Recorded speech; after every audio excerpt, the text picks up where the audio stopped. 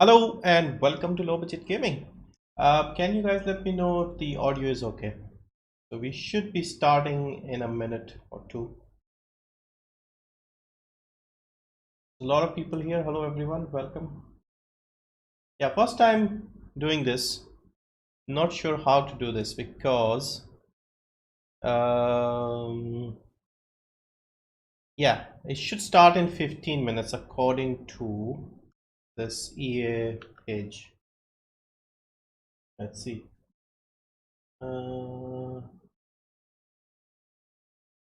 Okay, so here we are. Maybe I'll just lock the taskbar or something. Like hide it. Okay, hopefully this looks better. Yeah, we'll go full screen when they start.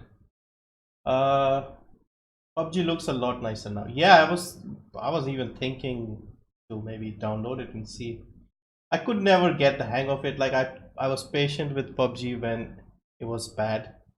So we can go full screen now. I thought we can't go full screen until it starts. So 9:15 a.m. Pacific time would be 9:45 here. So in about 15 minutes we can chat and discuss. So this is their schedule. So we have Star Wars, Jedi Fallen Order, not interested personally. Apex Legends, that's pretty much the only thing I'm interested in. Battlefield 5, EA Sports, FIFA, NFL, Sims. Yeah, I don't know how this is. It's not the usual E3 press conference, is it? It's just them showing games like every half an hour. I think that's how it is. Hello everyone, sorry I did not read all your names. Epic Rider, SW.IT, KN, Mokund of course, Hardeep Singh, Shardul Vikram Singh, London, Hellonium Sulfate, Mahfood Zami, Mohit Shekhar, Rez, Kaizen of course, P-Stud, Monish Vijay, hello Monish. Anybody else up here? Already more people than my usual streams. Glitches and gameplay, hello, hello. 𝐁𝐻𝐶 Rohan is here, Rohan Kadam is here. Ikro, Nakli Insan is here. Looking for his brother Asli Insan. Rohan, the other Rohan, NZK online of course. Kiran. Yeah, I think we covered everyone. Have they done anything different with Madden in the recent past? Sorry, but I've never actually played a Madden game, so yeah, no idea. Techie Rudra, hello, welcome. Yudhajit Chaudhary, hello. Carolis, hello. I'm interested in Star Wars, a great single player game with no microtransactions. What's the future of Apex? Seems for its chance. Yeah, it's made by it's made by Respawn as well, the people behind Apex Legends. So it does look like a nice game. Their last single player game, Titanfall 2, was really good. Well, it was multiplayer as well. So I'm hoping this is good as well. But personally, I'm not really interested in the Star Wars thing. I've never seen a Star Wars movie, or I've never been interested. So for me, it doesn't really uh, hold any interest. Osman Nag 3 baby. Also is somebody from Donkey. Rennie LFC, Hardeep Singh. Yeah, get the good stuff out first. Like by the time we cover Apex Legends and Battlefield 5, people like me would be losing interest. We'll see. It's not a long stream, so still 2.5 hours roughly. We'll see how long we can handle this.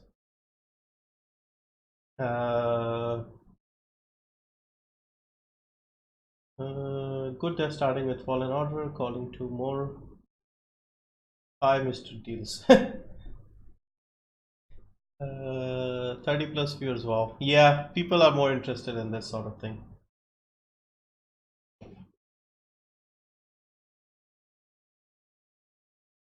Hang on, are you guys seeing anything on screen? Because I wasn't sure I was streaming the correct scene. Because I'm used to the second channel.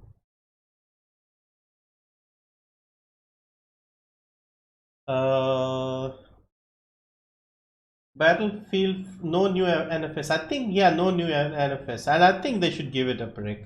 Because I tried a little bit of the last one and it was horrible. Because I had this Origin access and I thought I'll just check it out after a long time. It was terrible. They should give it to somebody who can make games properly. They've destroyed the NFS. It was one of my favorite series. First 5-6 NFS games, they were amazing. I still have my original CDs with me. Battlefield 5 got meh. Hope new changes are not like Anthem. Govind, hello Govind. You could start streaming here now. Initially I wanted to, but a lot of people at the time said it's better if you separate the free game and the deals and those sort of things with the gameplay. So they did not want gameplay on this channel, so that's why I moved it over there. Haven't in 10 years either. I just read it was a rehash every. Yeah, it's mostly rehash, these yearly franchises. GTA 6. Star Wars is huge invest. I think it's huge everywhere, but yeah, I never got into it. Please do this thing on E3. Nice. You mean the stream?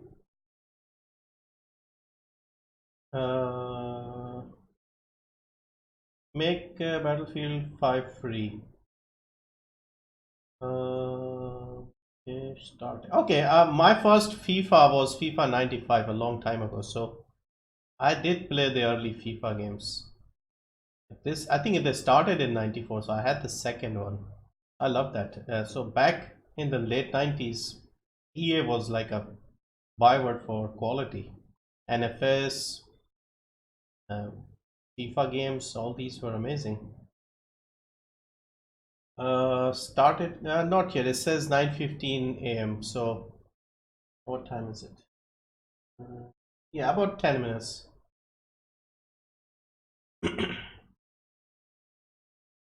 Can you tell me some duo co-op games? Probably stuff like what was that game? That cooking game. Do you need offline or like local or multiplayer? There's like quite a few games where you have to control two characters and things like that, but they're mostly local. Multiplayer duo co-op. Because mostly they're up to 4 people in co-op in most games that I can think of right now.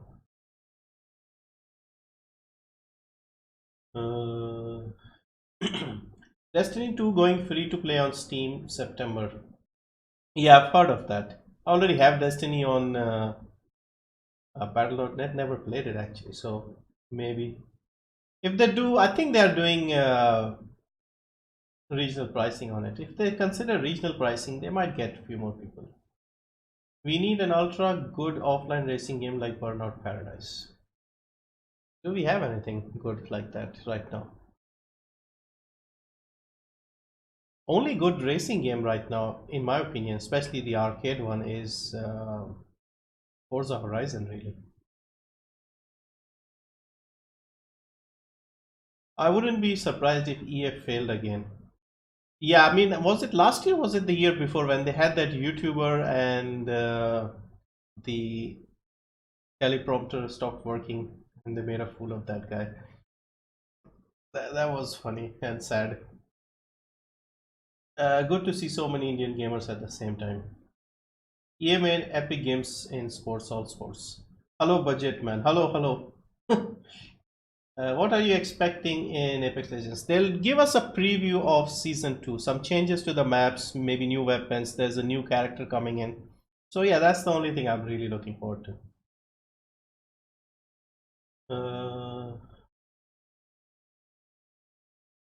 Yeah, Overcooked. Overcooked was the one. Yeah. Overcooked.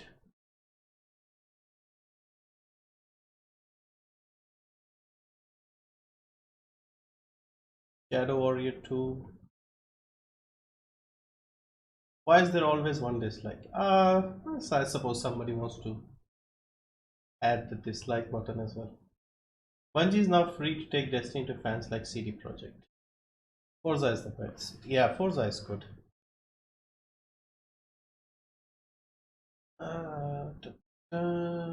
3 dislikes. Hopefully they are for EA, not me.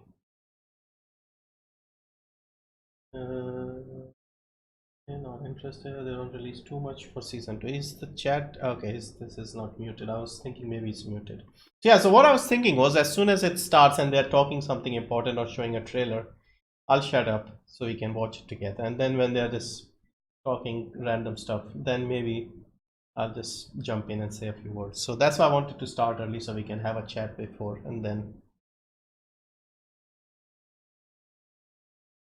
hope they don't release too much for season 2. We'll see, we'll see. I don't think they are trying to make too many changes, some minor changes here and there.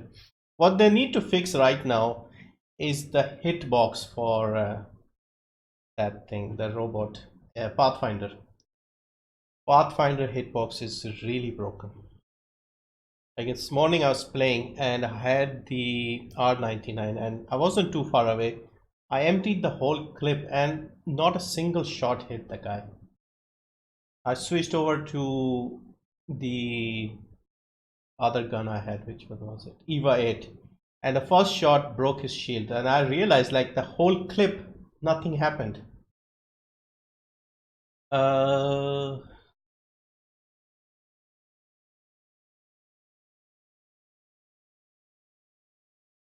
Erangel new map opinions. I don't know. I heard they have changed things.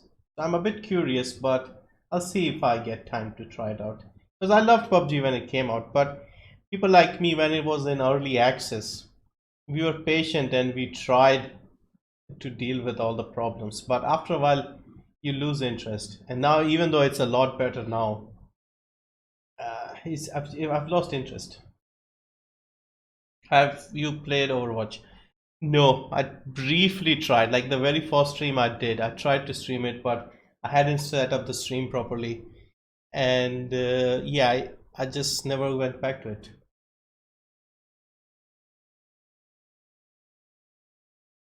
Because they should release the updates little at a time to keep people interested. Yeah, they should have like something like a challenge, or like they recently added the challenge. Those sort of things they need to do regularly, like every couple of weeks or something you can earn in game, win 5 games and you get this skin, kill 3 people with a Mozambique and you unlock this, that sort of thing, to just keep people motivated. Right now what they did was basically just they were trying to make up for the bad battle pass they had, so they just made it very easy so people can just simply, you know, get some more skins. Stream tomorrow PUBG. Maybe we'll see. But tomorrow, don't we have the Xbox conference?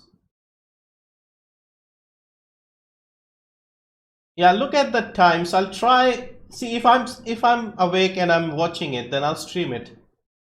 But some of those other streams, they will be very late here. Overwatch, that would be fun. Overwatch is similar to Apex but better with team aspect. Yeah, most games the problem is you need teammates. And even in Apex, today I was playing a few games and I feel so frustrated sometimes when you had like you can see the obvious mistakes people are doing, and yeah, I mean I don't blame them. They could be new players, they could be just greedy. Overwatch was free for a week. Overwatch was in a humble bundle last year, so that's when I got it. A humble monthly. Overwatch is similar to Apex but better with team aspect. FIFA 20 will have street football. They revealed it in a trailer. Okay. Yeah, I wouldn't mind playing football, FIFA. But yeah, if it wasn't EA and if it wasn't like a yearly thing and so expensive and all the microtransactions, then maybe I would have tried it. But the way it is, I'm not really interested.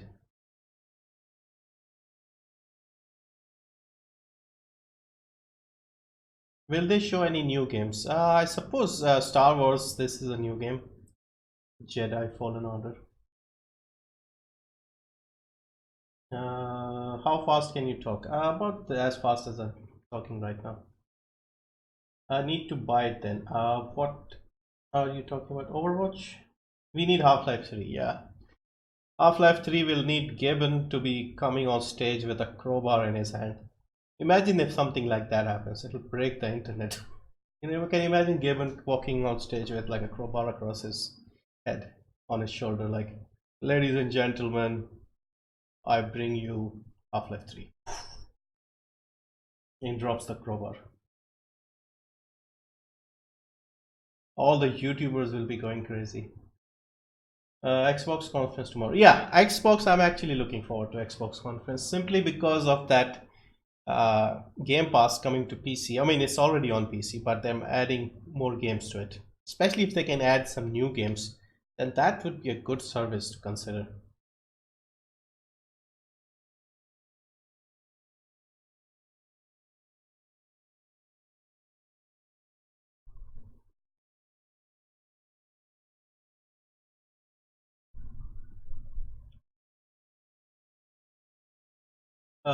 From 25th May to 1st June. What is 25th May to 1st June?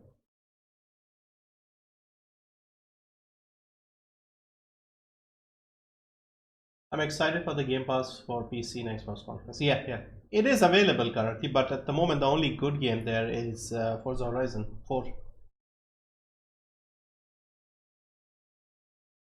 Okay, what time is it? It is 44, so it should start in a minute.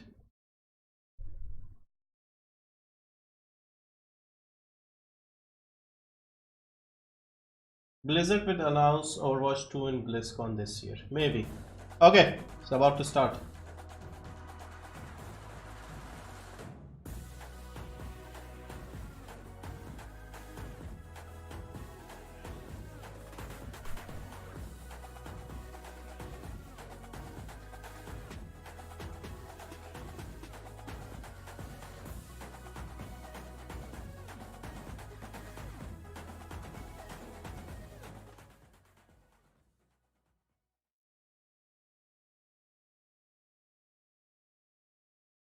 Guys, okay, yeah, you're doing. We all gotta move. We gotta move. The fans are lined up. The doors are almost open. This is EA Play. What's up, everybody? All right, started. And we are doing things a little bit differently this year. Instead of one giant show, you are getting deep dives into all the games you love every half hour. Now, you can watch them all. You can tune in for your favorite games. You can turn it off right now, but I wouldn't suggest it. Because, of course, today we're looking at Star Wars Jedi Fallen Order, Apex Legends, Battlefield 5, FIFA 20, Madden 20, and The Sims. That's 6 shows, people, and we still got to get this stage ready and run through all the content we're revealing, so get excited! Quickly, what does Madden 20 have for us? Gameplay, Greg. Okay, I meant quick, but not that quick. Okay, well, we've got an exclusive first look at gameplay. We've got a deep dive into X Factor abilities, face of the franchise. We got Patrick Mahomes throwing sidearm. We got some Deadeye thing. We got Ray. Too long! Now Freeman, Hardy, Battlefield 5. News? We've got loads of it. Brand new maps and, of course, some new updates to reveal too. And even more surprises at the end when we reveal... No spoilers! In Freeman, you might want to touch yourself up too. Golden Boy, we're back to you. FIFA 20, talk to me. FIFA dropped their reveal trailer this morning announcing Volta football. Later today, I'll have all the new details on FIFA 20 and some very special guests will give you even more info on Volta. That's good. Also, you should call your mom more often. I mean, it has nothing to do I'm with already FIFA 20. annoyed by It's this just good guy. advice for you. Okay, now, Julia, you're also hosting The Sims. Tell me what you've got in 3 words. Brand new pack reveal. That's 4 words. Now win me back by telling me what you have in store for Star Wars Jedi Fallen Order. Why are you asking me? It's your show.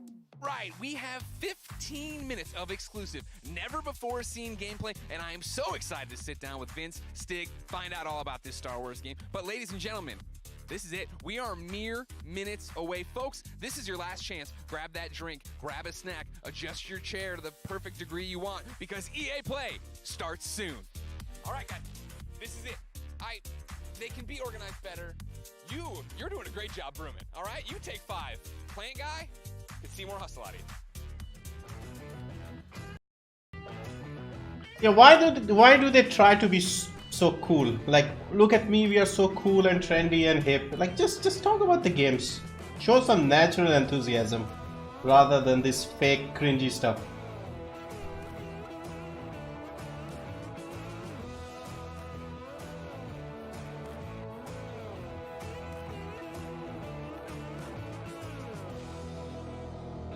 Watching a stream streamed by a guy watching a stream.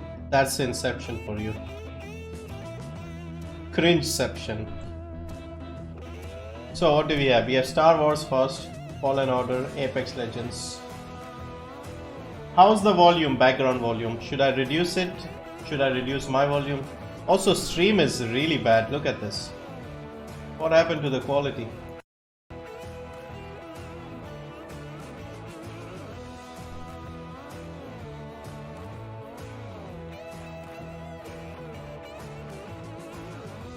They try to hype up. I mean, that's what they're paid to do. Yeah, but at least get people who are actually interested in the stuff.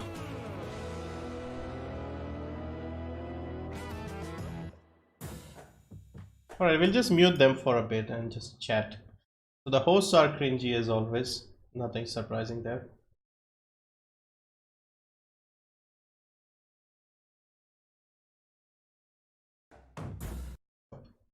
Starts in 10, 50, about 11 minutes. The cringe force is big in this one. Yeah.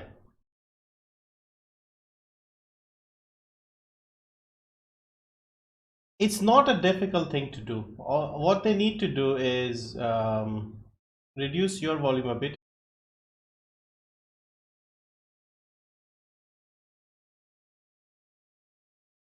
Alright, I'm back. I just decided to change a few settings.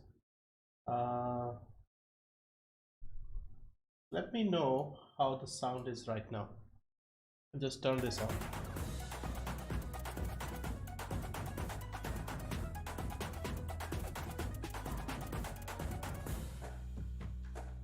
No, I had actually stopped the stream. I was changing some of the settings there.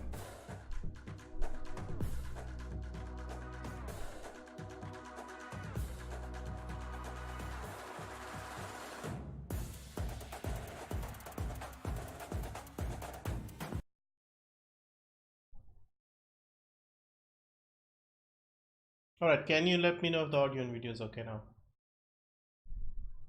Yeah, I decided to reduce the quality of the stream because I don't see the point of streaming at a high quality like the usual, and also drop the frames from 60 to 30. So it doesn't really matter. I'm not really streaming. I'm not playing a game right now.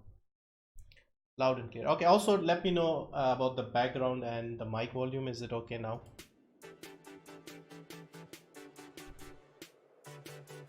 Also, I'll be quiet most of the time when they're actually showing something, so it shouldn't matter, hopefully.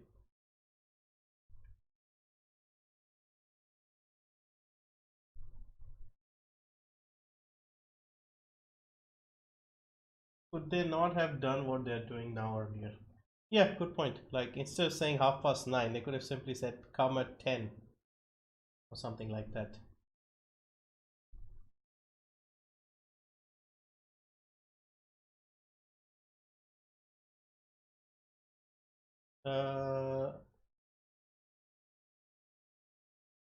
The source video is not at 60 fps, so why are you streaming at 60? Yeah, because normally I just have my setting at 60 for when I'm playing a game or something, so that's why I realized like there's no point, so reduce that. When will FIFA 20 be revealed? 11 a.m. So that should be 11:30 in India, if you are in India. No. Yeah, 11 a.m. Pacific time, 2 p.m. Eastern time. Add another 5-6 hours depending if you are in EU or something.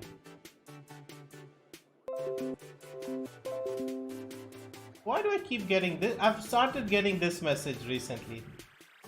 It's bugging me. I'll have to look into the problem.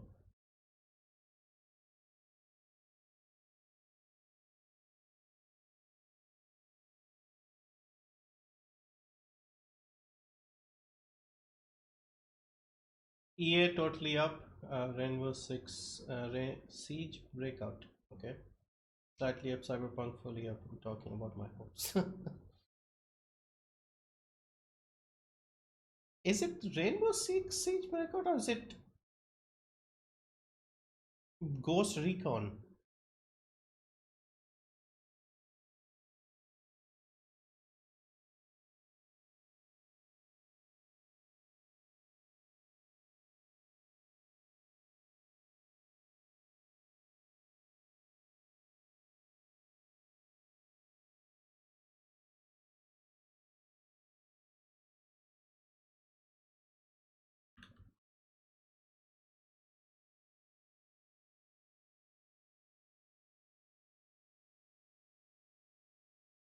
Okay, audio test again. How's the sound?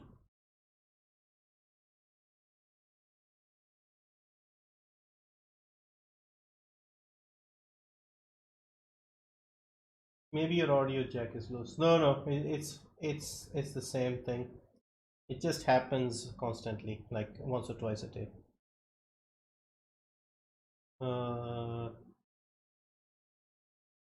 E3 equal to cringe fest. Yeah, so far it started like that.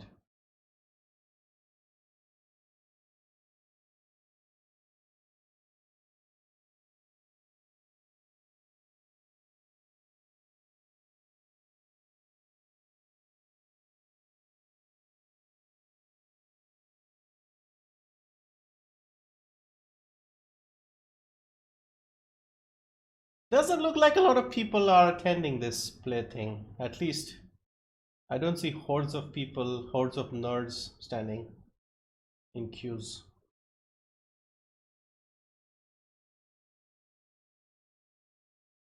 Probably too expensive to get there.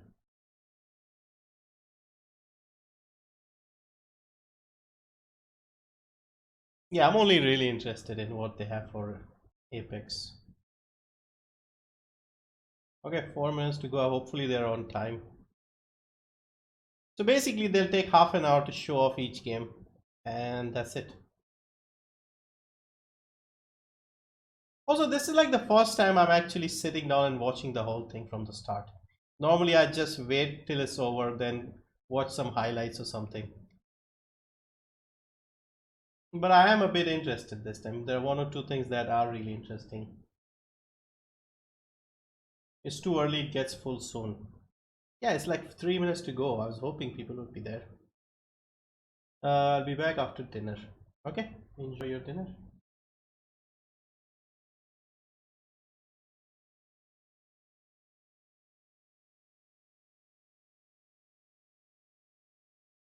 Looks like no food drink stands. Yeah, at least not in this screenshot. I don't see anything. There's Anthem over there, Apex in the background. I don't know. This doesn't look like a high quality setup so far from this angle. Keep forgetting it's 9:30 a.m. for them. I'm East Coast. Oh yeah, so it should be like midday for you, like 12:30 or something.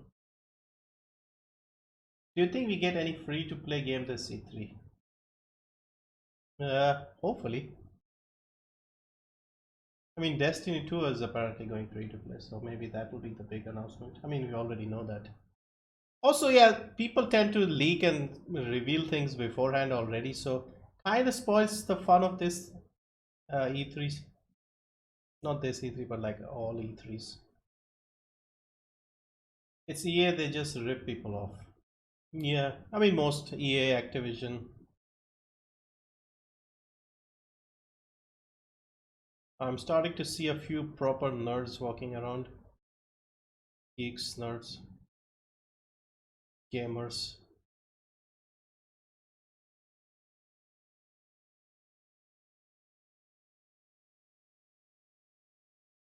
Where is the stream moderator tonight? Yeah, he should be here as well.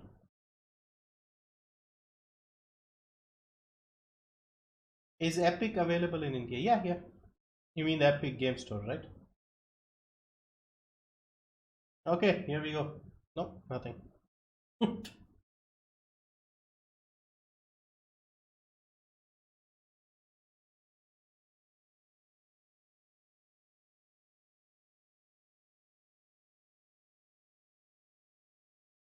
We need some people with like big neck beards and long hair, unkempt.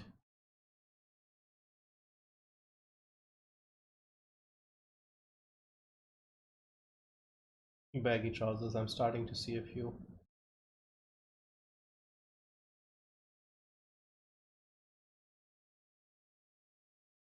Is the stream running? Yep, it hasn't started yet. Yeah, I've muted the sound because we're just getting some music in the background.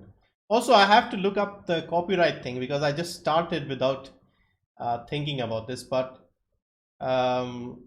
some of these may have issues, like I could get a strike or something, so I have to be careful. Okay, here we go. I'm proud to be kicking off EA Play, coming to you live from Hollywood, California. Now, we're doing things a little bit differently this year. Instead of just one show, you're getting every half hour a deep dive into one of the games you love. You can watch them all, you can turn off the stream right now, you can tune in for just your favorites, but anyways, we've got a ton of gameplay for you. Apex Legends is bringing a new weapon, a new mode, a new battle pass, and even a new legend. Battlefield 5 has tons of new maps to show off, plus some surprises.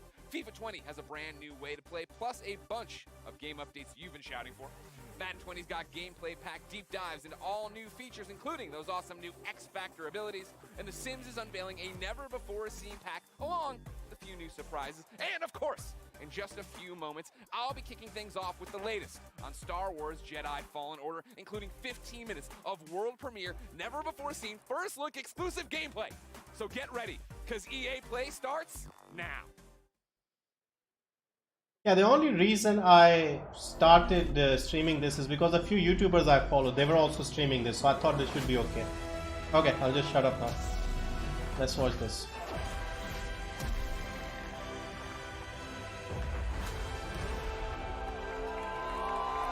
What's up, EA Play? How are you, Los Angeles? Come on, Hollywood, that's what I like to hear.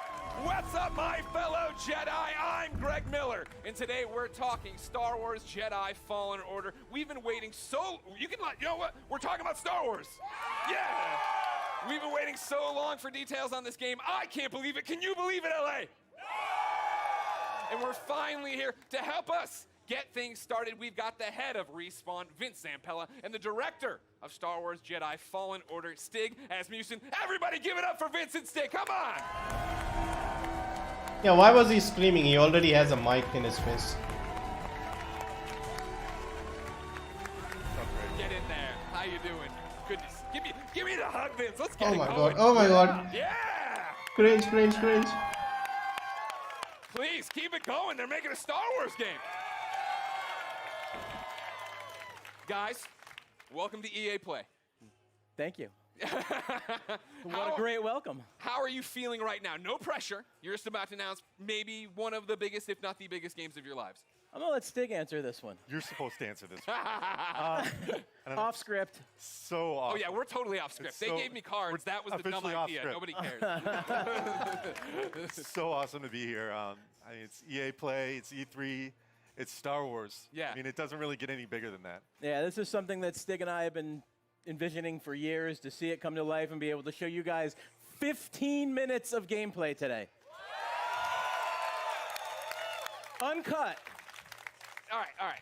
So everybody's anxious to see what this 15 minutes is going to be. Yeah. For somebody watching right now who's just a FIFA fan, they don't know anything. What is happening? What is this game all about, Vince? This is a single-player action-adventure game set post... Oh, yeah. Oh. They're not dead, everybody! Set post-Order 66 after the events in Episode 3, when all the Jedi were hunted down. Well, not all. When the Jedi were hunted down and eliminated. So, Stig, that's the nutshell of the entire game. What are we about to see? Where are we at in the game right now for context? Okay, so Cal's, this takes place maybe about 3 hours into the game. Okay. So Cal's built himself up. He's not a lowly Padawan anymore, but he's not a full Jedi yet. Sure. Like Vince said, this is unedited. We had one of our star players, Blair, over there. That's it right there! This is an expert playthrough. Okay. So we're going to see some really cool stuff. He practiced a few times. 2 or 3, Blair? 2 or 3? Yeah. 2 or 3 dozen. It takes place on Kashyyyk, which Okay. is the Wookiee planet. Of course. And Cal's on a mission to restart the Jedi Order, and it takes him here to Kashyyyk. And the Wookiees have been enslaved by the Empire, who's basically siphoning the planet for all its resources to build up the Imperial war machine. Got it. All right, so I brought out my phone, not to be rude, of course. It wouldn't be Greg Miller if I didn't look at the Twitch chat. And yeah, they are all through with us talking. They'd like to see the game. We've gone on long enough. We're not going to drone. Let's do it. Vince, Well, let's roll. would you like to kick it off? Let's go!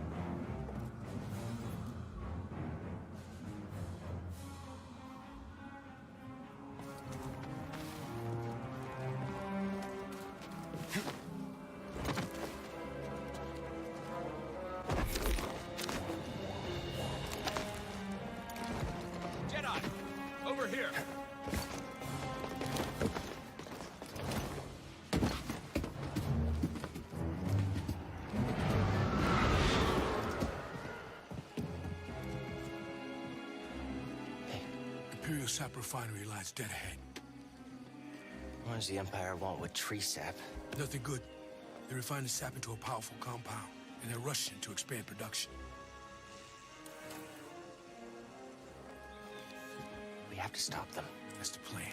We don't know their end game, but they spread themselves too thin. This map we've recovered proves it.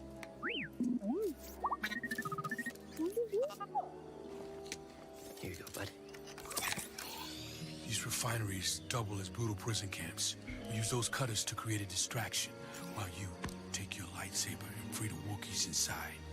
We need their help to stop the Empire. Understood. Watch yourself in there. You hear that? He said he needs my help. Come on, buddy.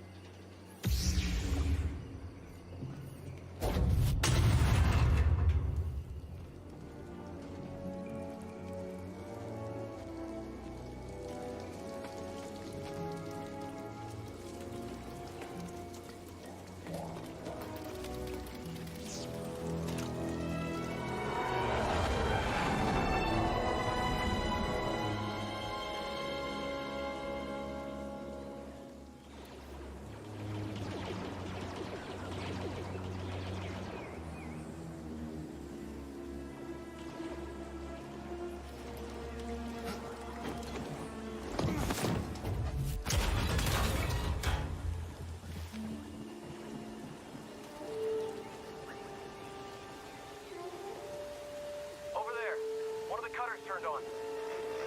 You ready? Kind of drill? We should call it in? Well, that'd be a breach of protocol. If there's a disturbance, their squad should call it in. Yeah, better do this by the book. Movement!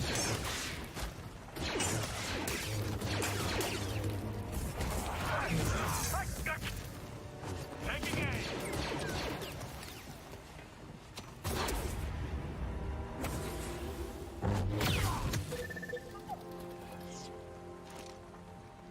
Gonna need to get through here.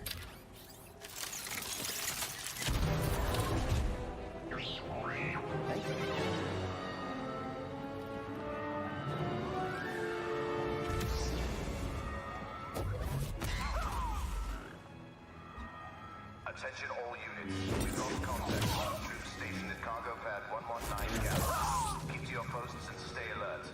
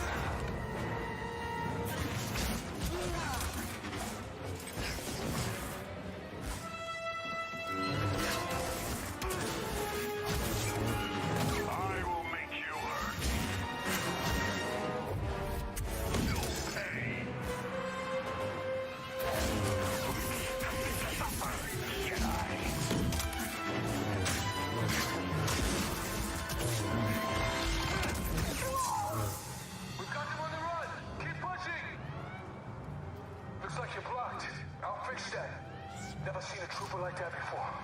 You gotta get these Wookiees out of lockup. Keep moving, Jedi. Vents open. Go. Think you can help me, BD?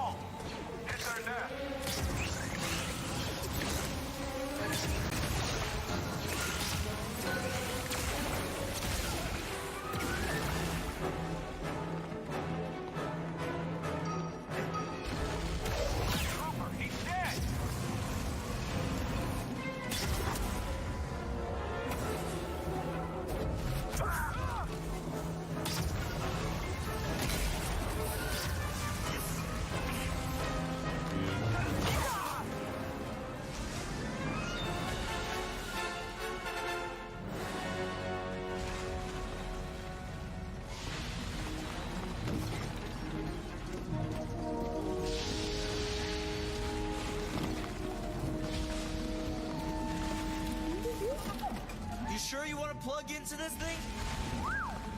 Okay.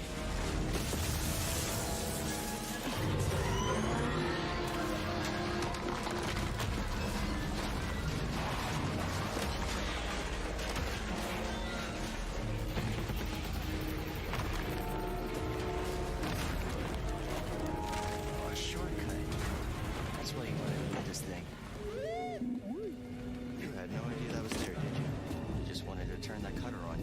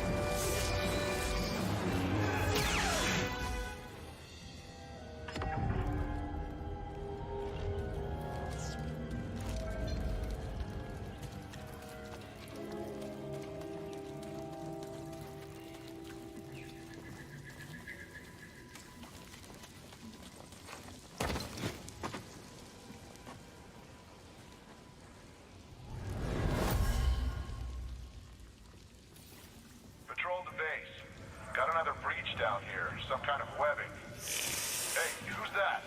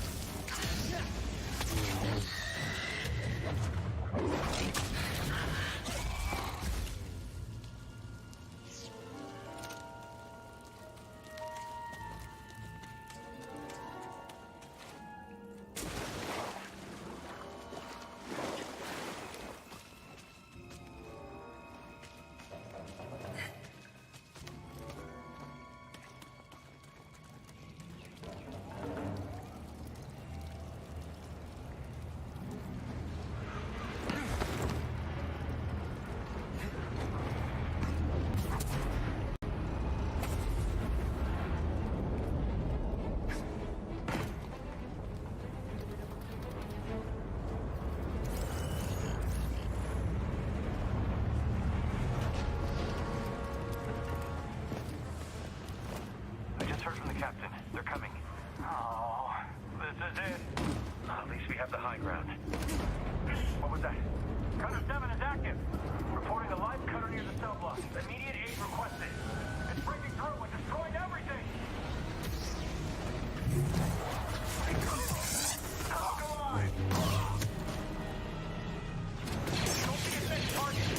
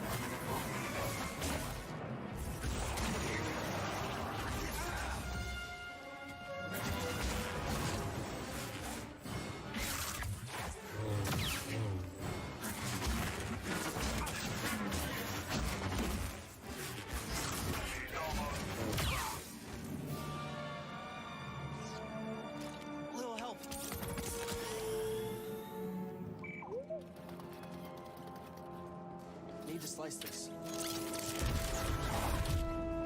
No guards.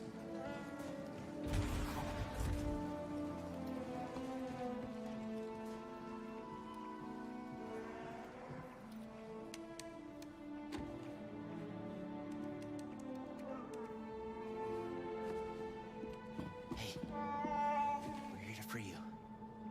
You're not alone.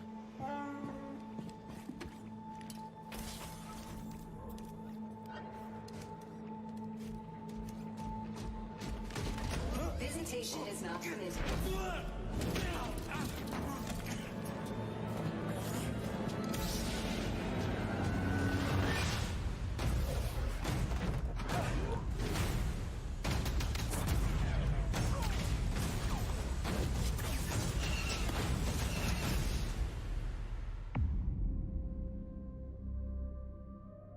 Okay, so far, I can't say it looks that impressive. Games play best on Xbox One. What do we think? What do we think? Oh man, this guy again. Yes, that's what I wanted, the little boy. Guys, congratulations. That looks pretty awesome. Thank you. I have a million questions, and I know we're short on time as always. I want to point out, though, in the Twitch chat, Gwyn96 says, that's frickin' cool. But he didn't use frickin'. Your stream is behind, not complaining how does it distraction. feel Yeah, it is a to, bit. Let me refresh it a bit. right? It's Like, just this guy you guys talking. liked it, right? I think I was looking at the Twitch chat. There's a Oh, it's great. I mean, being involved with this team, you know, Stig and his team have done an amazing job. They've put so much of themselves into this game. To be able to be involved in something like this is just, you know, dream come true. Yeah. Agreed. Huge shout out to the team. Yeah. Everybody. Thanks, worked on- guys. Everybody who busted their butts, What? on the demo, but also the whole game. The whole game. I think is it could be together. like the YouTube version is a bit slower or like behind a bit. Star Wars fans understand that we're really doing our best to try to honor the brand. I mean, I think from, go ahead, clap now. I'm going to stop you. Whenever you want to clap for him, you clap for him. I think that's pretty evident from it. And I liked when we introed, you guys were talking about the fact that this is a skilled person playing it, right? We all see it and we think it looks awesome. What are we missing by not having our hands on the controllers? Like, what do lightsabers feel like? I mean, it's fantastic, right? Yeah. Like what? Because it looks like it's got weight to it and throwing it and catching it, right? Like that's the impact I think I want from it.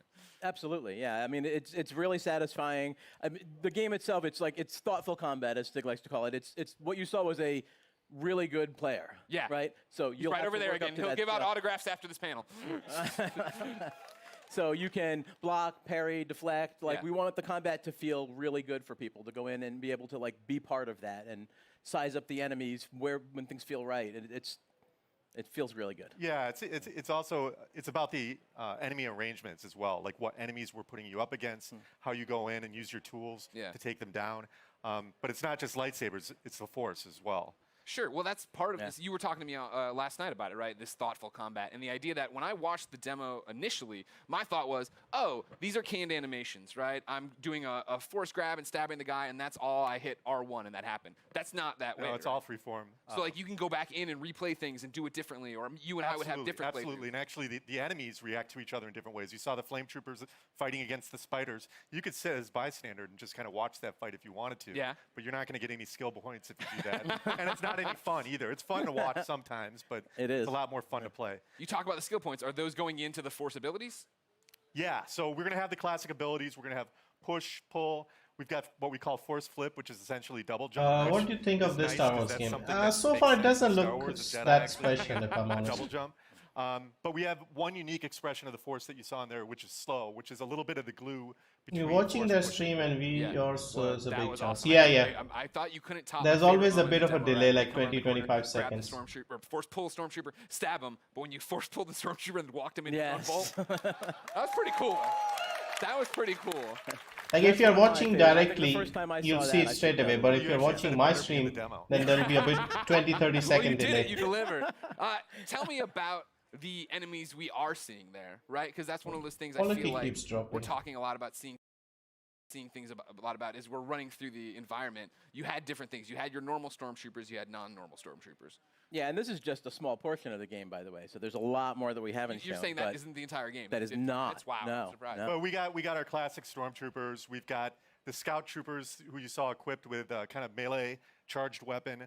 We've got the flame troopers, but we also have the purge troopers whose task is to basically hunt Jedi. Yeah. Soften them up before the Inquisitors come in. And like we're seeing right here, right? Like this bad. That's the MF purge version. trooper. That's Yeah. Yeah, exactly. Like so new that the team created. in. Yeah. There you go. Adding to the Star Wars lore. Wait, How we're pointing great at is one that? guy. Did he create it? Just that one man did? Yeah. It was a team effort that you led the charge. Jordan did the concept. Good job, Jordan. Everybody, three cheers for Jordan. So we're going through, and you have these new stormtroopers. You have your fire troopers. You have one of my favorite droids of all time coming back. The KX. And then making me fight him? Yeah. Why would you do that? Yeah. I don't want to do that. Oh, you do? No. Trust me, you do. I do? Yeah, Right. yeah. Well, then, talk about the other star of this 15-minute demo, right? The new droid, BD1. There he is right there. No, BD1. BD1's in the audience, ladies and gentlemen. Thank you, BD1. He's adorable, as I'm sure you know. I immediately want him as a backpack, so just a heads up if you're talking to anybody in the licensing department. All right. We can make what that does he happen. do in the game, right? Excuse me, we're hosting a panel.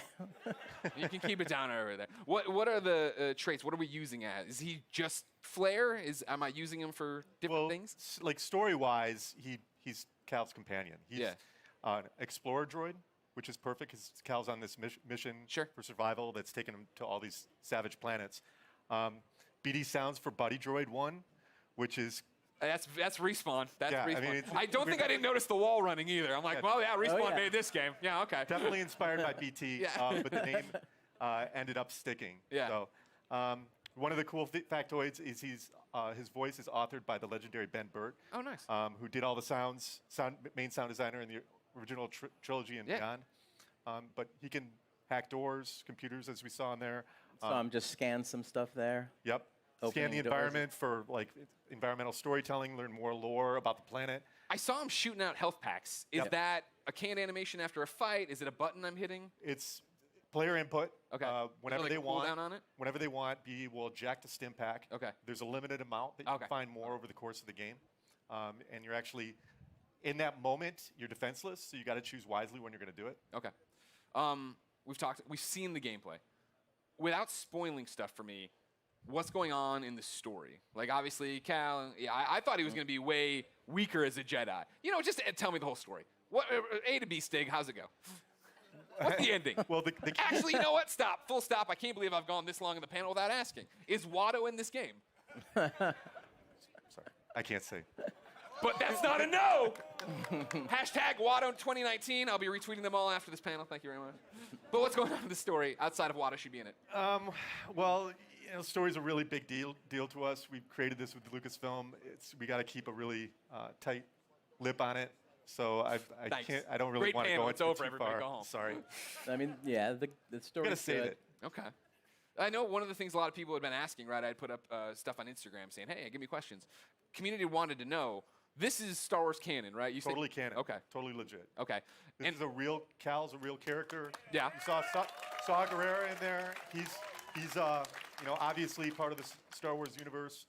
Seer, Cal's mentor. Yeah. They're all going to live in other places. Okay, that's great. Vince, how's that feel? No pressure. It feels great. Yeah? Yeah. I mean, we have. You act like it's so nonchalant. You're making a Star Wars game. It's canon. Yeah, it's not nonchalant at all. It's amazing. Like I said, I'm just like shocked to be up here. I'm like. I know it's a big deal to work with me, but it's okay. We'll be all right. We've been talking about this for like 10 years. Yeah. So. The other big community question I've seen a lot is, it's a Star Wars game, and Star Wars games in the past have allowed us to go light or dark. Is that a choice here? No. Okay, well. Why not? Because. No, I think it goes back to the fact that Cal's authentic, and he has to fill a certain role so he can be used in other places. Yeah, this is a Jedi story. Well, that's the thing I appreciate the most, is that you guys are coming in and telling a story, right? Like, I think that's why so many of us are excited for it, is the idea that this is a Star Wars story, that you guys have something to tell, something to say. And a lot of walls to run on. Vince and Stig, anything you want to say to the fans before we let you go? I mean, just thanks for the support. The energy here is great. Yeah, it's fantastic. We're fantastic. Greg's showing us some stuff online. Like everyone's reaction is fantastic. Amazing, amazing moment. The team, badass. Thank you guys. Go team. All your hard work. Now we just have to finish. Can't wait to bring it to you guys. There's so much more that you haven't seen yet. I can't wait to show you. Believe it or not, there's so much more. There is more at the Microsoft conference tomorrow. That's right. Vince, Stig, thank you so much for coming out. November 15th can't come soon enough. For those of you here at EA Play, the Respawn team has brought even more gameplay for you to check out over in the Star Wars Jedi Fallen Order Theater. And for those of you at home, extended. I was about to do a bit. For those of you at home, you will stay tuned for Apex Legends. Yeah! This is the show you're looking for.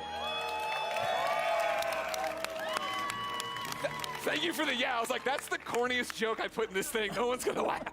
Everybody, I'm Greg Miller. Thanks, everybody, for watching. We got more EA Play for you now.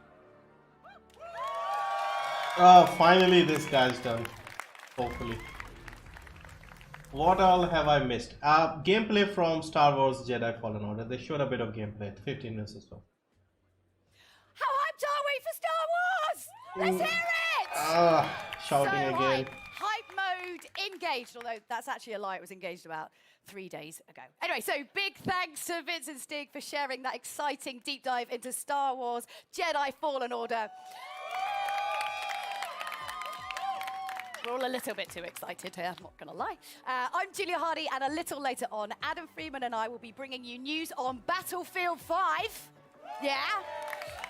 Right now, though, EA Play is in full swing with gamers getting their hands on all kinds of exclusives. There's a lot to look forward to, starting with our next show, Apex Legends. So Alex Goldenboy Mendez is bringing you the hottest news on Apex Legends Season 2. We've got info on a new weapon, new battle pass, new mode, and a reveal of the 10th legend. Stay tuned, because Apex Legends is moments away. Thank you. Please get off. Oh. Man, this is exhausting. So much shouting and fakeness. It's actually tiring.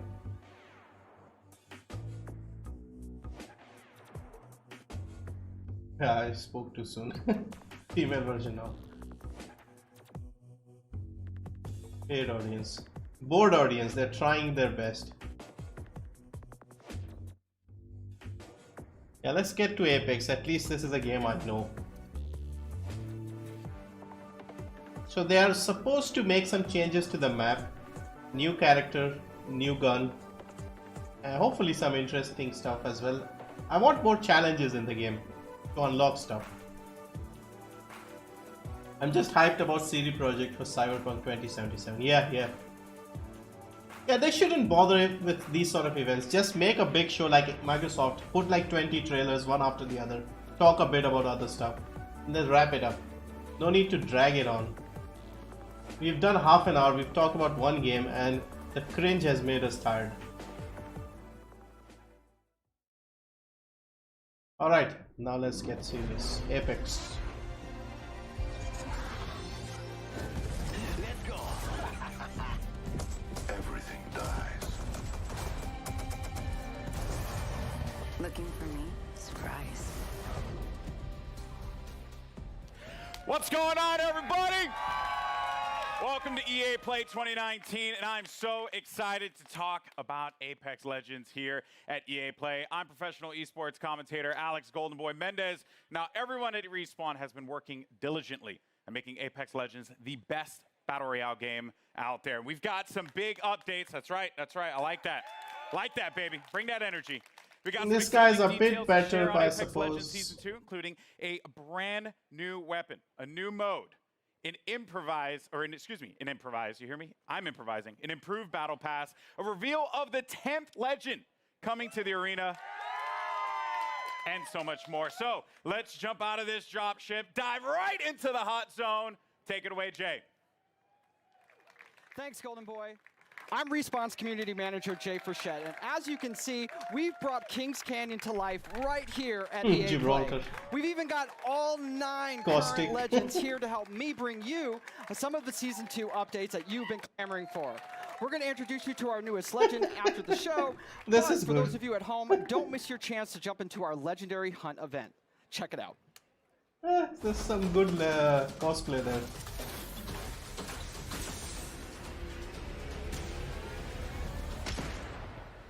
The hunt is upon us. Prepare yourself. The legendary hunt has begun. Legends can compete to enter an all-new Apex Elite Q, complete challenges for exclusive cosmetics, I could do this all day. earn XP and Battle Pass boosts, and find all-new exclusive skins in Yeah, the we've in-game already store. done this. Only the strong will win and slaughter. For a limited time, legends who place in the top 5 of any match will earn the right to join the Apex Elite Q. I need some help over here. You own that skin, right? Yeah, the Bloodhound They skin, will yeah. have the opportunity to test their skills. That's still against paid skins. the most talented So legends in the game. I need crossplay, not The cosplay. legend's true test is from within. Additionally, legends can complete legendary Yeah, we've already done challenges this, to so earn I've rewards, already unlocked all the stuff like the here. epic Master of the Hunt blood. This wasn't too difficult. 𝑉𝒂𝒏𝒏𝒆. Not your day. I won this one. And hunt down 2 wins to score this the was a good exclusive one. This was a legendary good, nice Team skin. Beast triple take. Trust in the gods and you shall be rewarded. Opening fire. Got him. During the event, all Battle Pass owners will receive the free legendary Honored Prey R301. Hit level 15 on your Battle Pass, and you'll also earn the legendary Night Terror Wraith. You know what I look like. Come find me. Every day, legends can also earn an entire Battle Pass level for your first top 5 finish of the day. Thank you for the fun fight. Yeah, we've already done this. This is like the trailer for that hunt event. Double XP weekend. Yeah, we've already had this. From June 7th to June 9th, earn double XP on both your base and Battle Pass progression. Already maxed out. Our destiny has led us to this moment. Throughout the event, be sure to keep an eye on the rotating store for new exclusive legendary hunt cosmetics. Now these are paid ones, so these are not the challenge ones. Squat up and drop in. And they're still too Legendary expensive in my hunt opinion. Won't last forever. Good luck, legends. Let the hunt begin. That's right. Until June 18th, you can jump into the Legendary Hunt, our limited time event that features the debut of our Elite Q, I think challenges, Octane and along with Mirage some look killer right. skins and more. Wraith is Also, too tall. This weekend is double XP Gibraltar weekend, is so too there's small. lots of great reasons to jump in. The community really brought it since this event Lifeline launched. It's is awesome alright, to see the I best guess. duke it out. Back to you, Golden Boy. Mirage, they've Thank got you the so right much, Jay. idea. Thank you, Jay, for that. Appreciate it. All right. That was season 1. Who's ready to talk about season 2? I like that. So, you know, listen, I play this game every day. It's one of my favorites, and I did this like right before the show started. That's how much I play this game. Not discriminating. You know, I'm going to jump back in when we finish up, but first, I do want to talk about season 2. We've got the first details here, and joining me, we got Drew McCoy in the house, ladies and gentlemen. Drew, we've been so patient for that beautiful, beautiful content. Yes. What do you have for us today? Well, it's coming. Okay. First and foremost. Content is coming. It's Confirmed. coming. You've heard it here first. So, season 2, it's coming July 2nd, and it's called Battle Charge. All right. So, Battle Charge will be coming out. What can we expect, though, when this new season drops? Yeah, so as we announced when we launched the game, we're taking a seasonal approach. So, we're trying to cram This as much is making me into the tired. launch Yeah, I of season agree. 2 as possible with some other stuff along the way. But what you can expect from the launch is a new legend, a new weapon, a new way to play the game. Okay. Perhaps a map event. And a lot of this has been done through a lot of the feedback from community. We're also changing up some of the meta balance of weapons to try and buff up some of the weaker weapons and bring a lot of cool stuff in the game. Okay. Interesting. All right. Buffing up It's a weaker lot, it's a lot. weapons. We're going to talk about a good portion of it here, but let's talk about that sweet new content because season 2 is bringing a new weapon to the fight, and today we're excited to show it to you. So let's L-Star. just go ahead, roll the clip. Show it. Care package touching down. They usually carry rare platforms. L-Star here. Yep, L-Star. I am taking fire, friends. I bathe in the blue.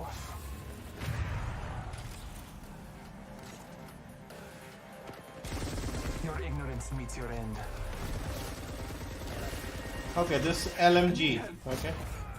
Good job, me. Braver. New season. Strong work. Ammo type experimental. Okay, it's a new ammo type. I thought they were going to use the energy ammo for this one. Making contact with enemy.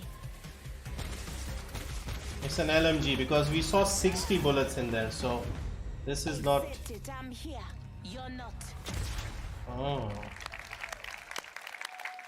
There you have it, the All-Star, man. I remember getting slapped by this gun in Titanfall 2. So pretty excited to see this one make it into the fold in the arena. Seems really powerful. So tell me more about its place in the entire weapon loadout for Apex Legends. Yeah, so the All-Star's new, it's coming, launch of Season 2. It's actually a care package weapon. Yeah, so it's only care package, so you won't find ammo it's in the game. It's just amazing. But I said that out front. Yeah, well, you know, it's like the master for the Kraber. It's it's incredibly powerful. Is this from Titanfall? Yeah, care package weapon. It doesn't use any of the existing ammo on the ground, so whatever you get with it is what you got. I also noticed too, it shattered through doors. Yeah, it can open doors. So like melees, grenades, and now the All-Star. Wow. Okay, so that is pretty sizable. Now, what other changes are going to be coming to weapons? Because this may seem very nerdy, but I'm a huge fan of hop-ups. I'm all about Prowler with my switch fire. That's my jam. What are you bringing me? Yeah, so like I mentioned, there's going to be some meta changes to the weapons. We're trying to bring up some of the weaker weapons. And then, there are 2 new hop-ups coming. Not really going to say what they are yet. You guys got to wait for Season 2, but there is a chance that maybe a memeable weapon named after an African country is usable. Yeah. Interesting. Okay, Interesting. All right, perhaps. I mean, that is yet to be seen. We'll have to see if that's going to be a reality. All right, cool. So what happens to the weapon after your ammo is gone? You drop it, you pick another one. We also have the Battle Pass, and you know, when you guys first spoke about the Battle Pass, you said that it was a learning experience. Apex is soon going to be paid to win. No, it's not paid to win. So we've been it's in the game a lot. Season 1 didn't quite launch as well as we were hoping. The content was fairly underwhelming for players, so we've been taking that in. We've been getting all sorts of data from people buying skins to what they equip on their characters or weapons. And so we've taken this learning and put it in a Season 2 Battle Pass.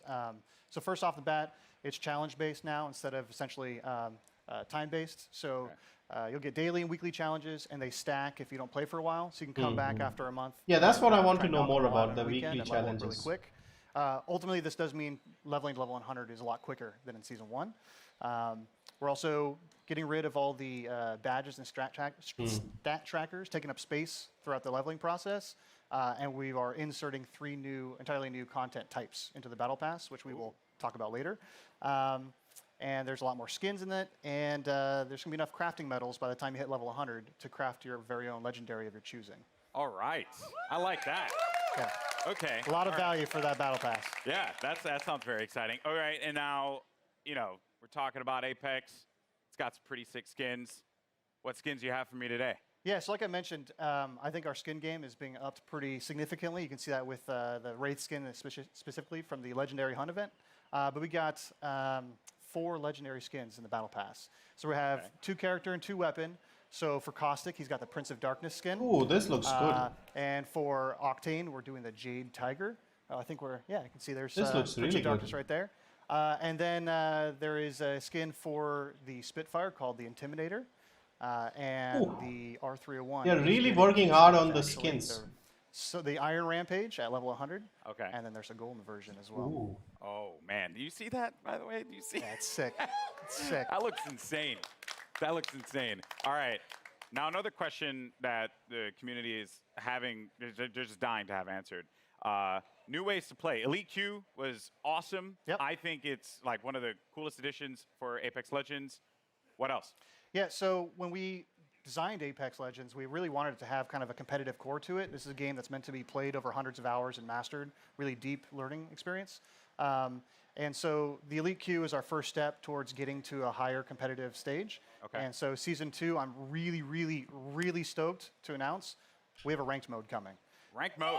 Okay, interesting. All right. So ranked mode, you'll progress through 6 tiers if you're good enough. You will cap out if you are garbage tier like myself. Yeah.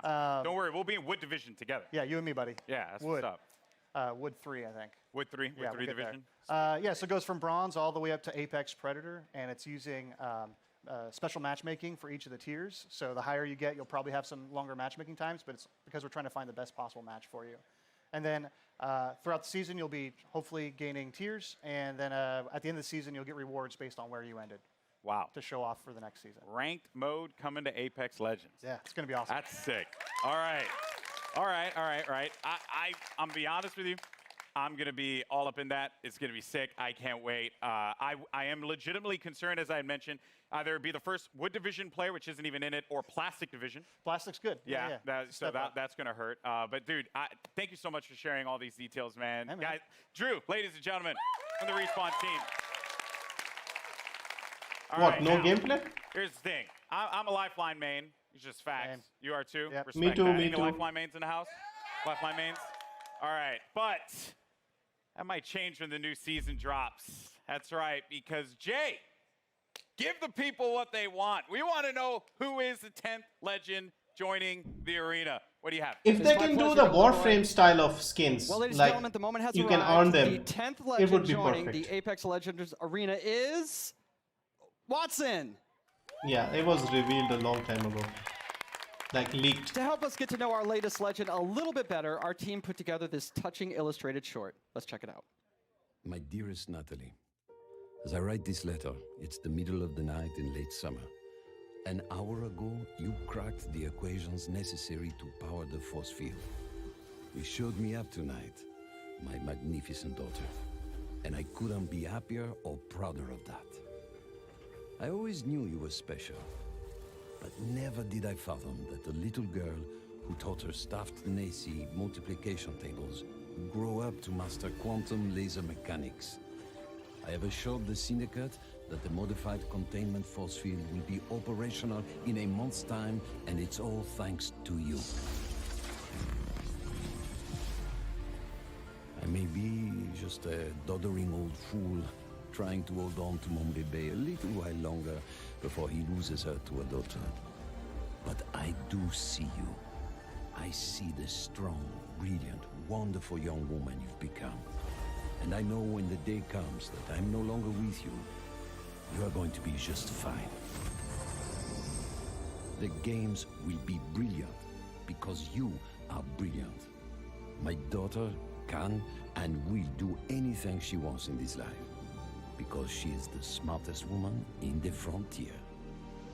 Je t'aime de tout mon cœur, pour toujours, Papa.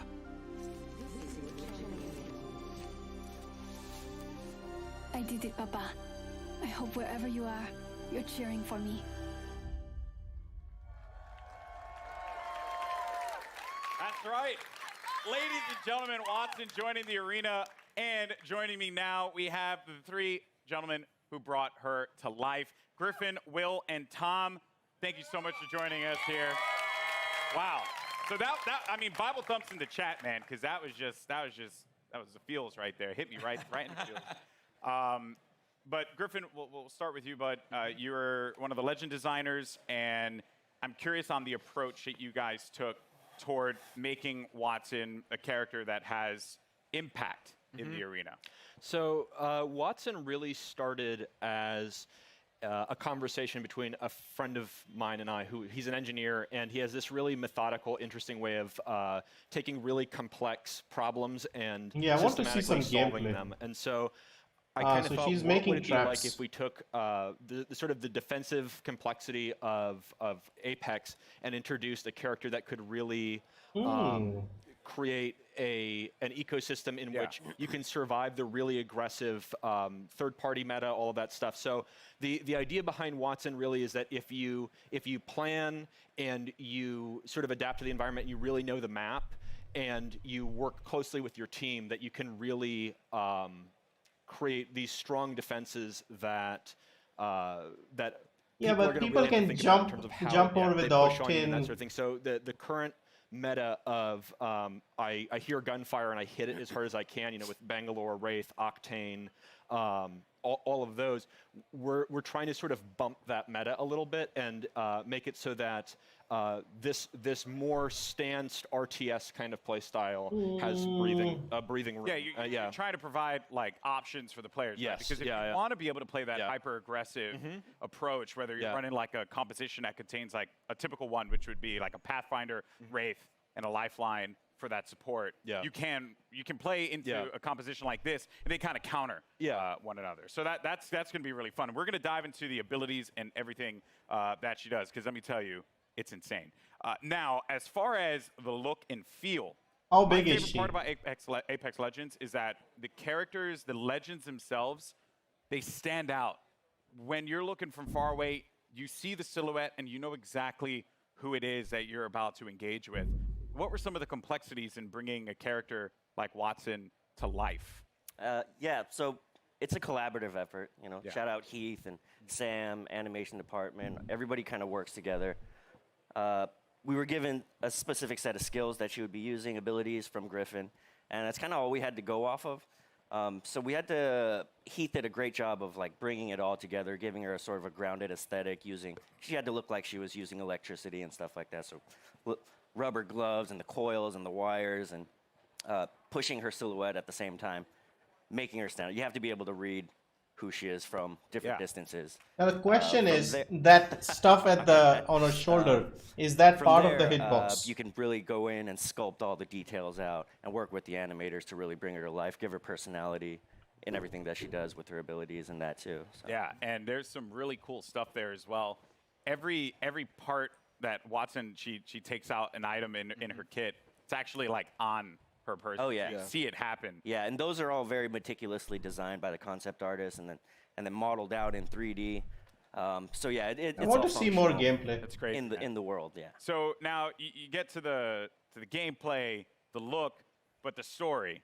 You know, because you got to hit us in the feels, right? Like super hard, and you just did that.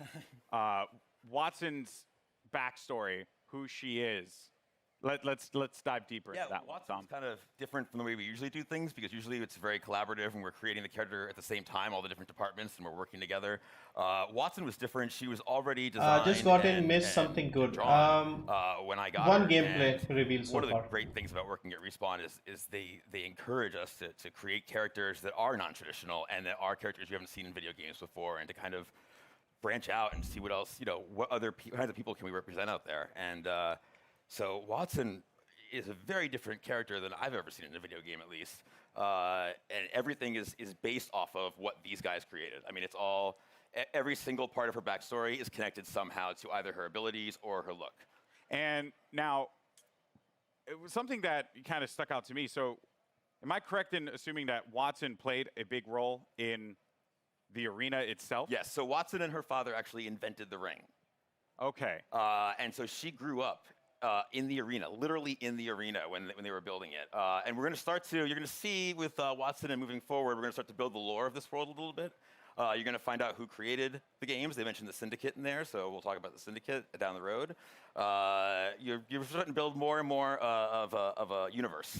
Yeah. Which is great. So she's in the arena, so all the legends must know her. Oh, yeah. She was their kid sister, basically. She was always hanging around the arena, and she got to know all the legends and got to watch all of them. She's not a mercenary. She's not a soldier.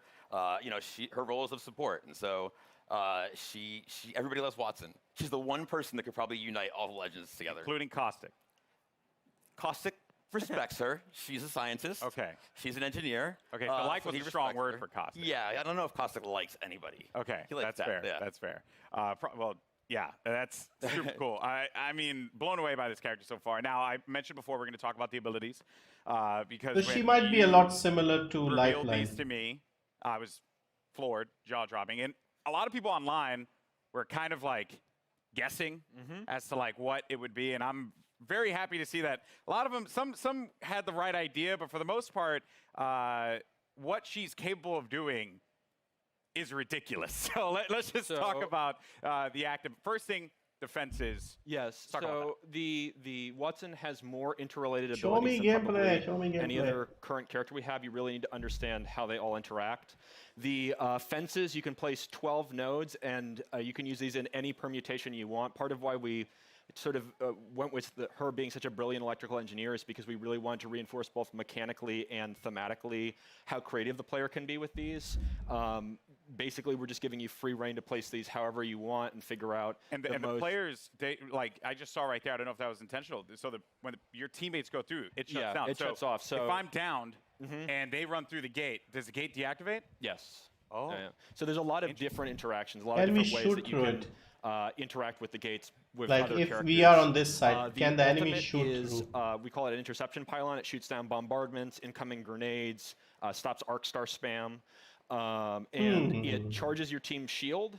And it also, 𝐁𝐿's cooldown is slower when she's away from the pylon, but when you're near the pylon, it supercharges your tactical, so you get fences faster. So if you drop it down, it's a permanent structure until it's destroyed, and that allows you to build these large fortresses very rapidly. And you can use that for defending, for flank control on offensive squads, for going up on a tower and fencing it off with Pathfinder. And then the passive is that ultimate accelerants give you your ultimate, 100% ultimate charge. And so if you save up ultimate accelerants over the course of the match, that allows you to place more pylons. Oh, this is going to help a lot of campers. Play conservatively as 𝐁𝐿 as long as you save up ultimate charge. Like imagine 𝐁𝐿, with a highly mobile squad, you can 𝐁𝐿, play and offense, defense, support, however maybe you Lifeline feel like together. the fences and the pylon are It most would be effective insane. to whatever comp you're playing. So what you're telling me here is that Lifeline mains do not need to continuously hold ultimate accelerants anymore. We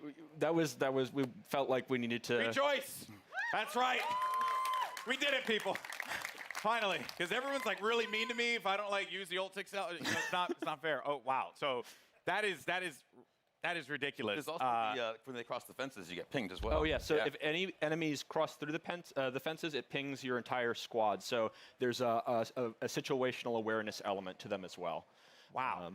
So if you know, so this is why like she grew up in the arena. If you know where all the choke points, the entrances, the exits are, you can set up fences there, and you'll know exactly when an enemy is. You put fences, you put the caustic traps behind it. You know, maybe for any Gibraltar mains out there, and maybe Gibraltar, put the Gibraltar shield bad man.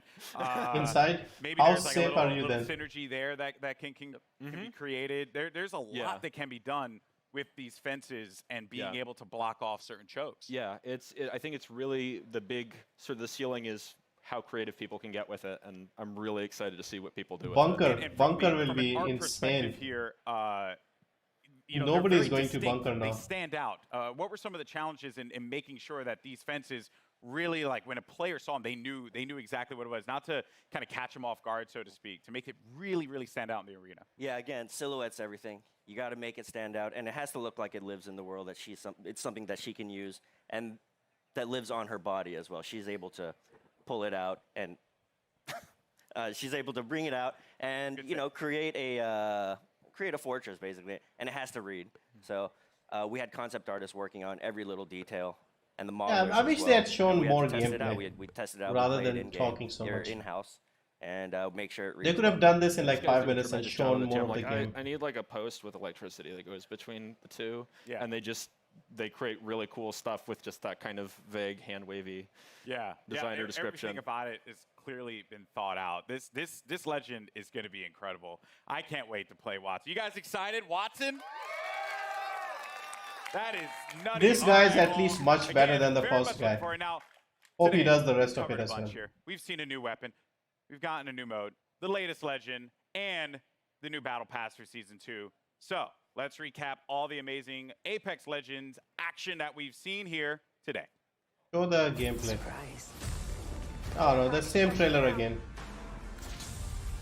I want to know what she looks like from the other player's perspective. Like, how big is she? Like a deer in the headlights. Your time is ended.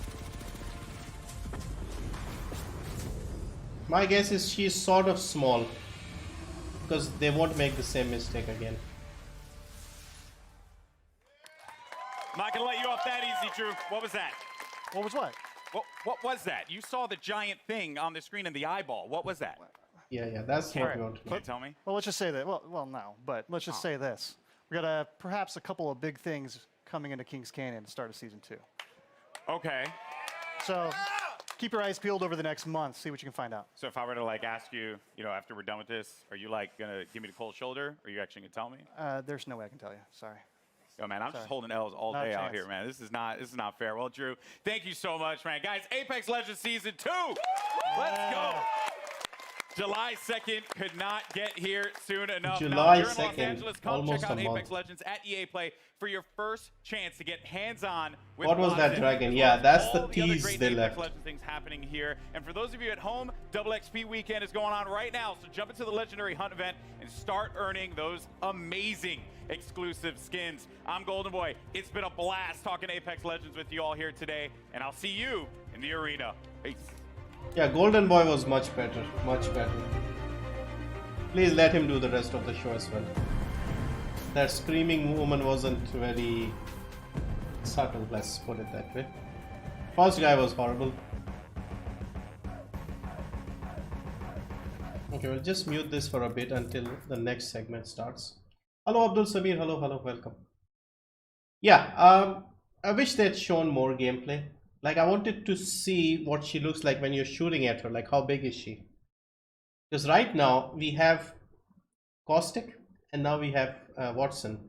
So a lot of people will jump into Caustic, Watson, and maybe Lifeline or Gibraltar, and they'll sit in a house or something, put their traps, and then just wait. And when somebody comes, if they have Bangalore, they'll smoke, or if they have Gibraltar, they'll throw that bombardment thing. And yeah, it's going to be different now because there'll be a lot more campers, let's say. I don't think it's a bad idea, but it'll depend on how long that traps last. Like if it's like a short duration, they disappear after, I don't know, 30 seconds or 10 seconds or whatever, then it wouldn't be a big problem. Late lunch for me, thanks. Okay, see you, Ikro, see you, bye. Woman was for the Sims 4, I guess. See, the thing is, Battlefield 5, okay, I'm fine with that. We can even see some of FIFA 20. But, okay, let's go back to the screaming guy. I'm Greg Miller here at EA Play, where gamers are getting a chance to test drive the newest Legend right now. Stick around, because up next we've got Julia Hardy and Adam Freeman giving us the dirty details on Battlefield 5, including looks at a ton of new maps, exciting updates, and details on a new theater of war. All that's moments away, so keep it locked.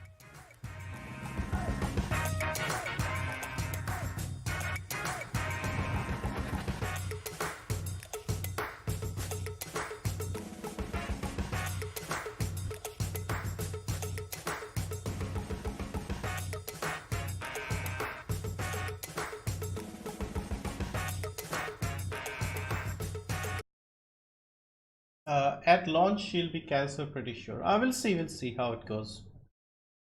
With quite a few questions like, do the enemies also see the traps, or is it just visible to your team and yourself, or just you in general?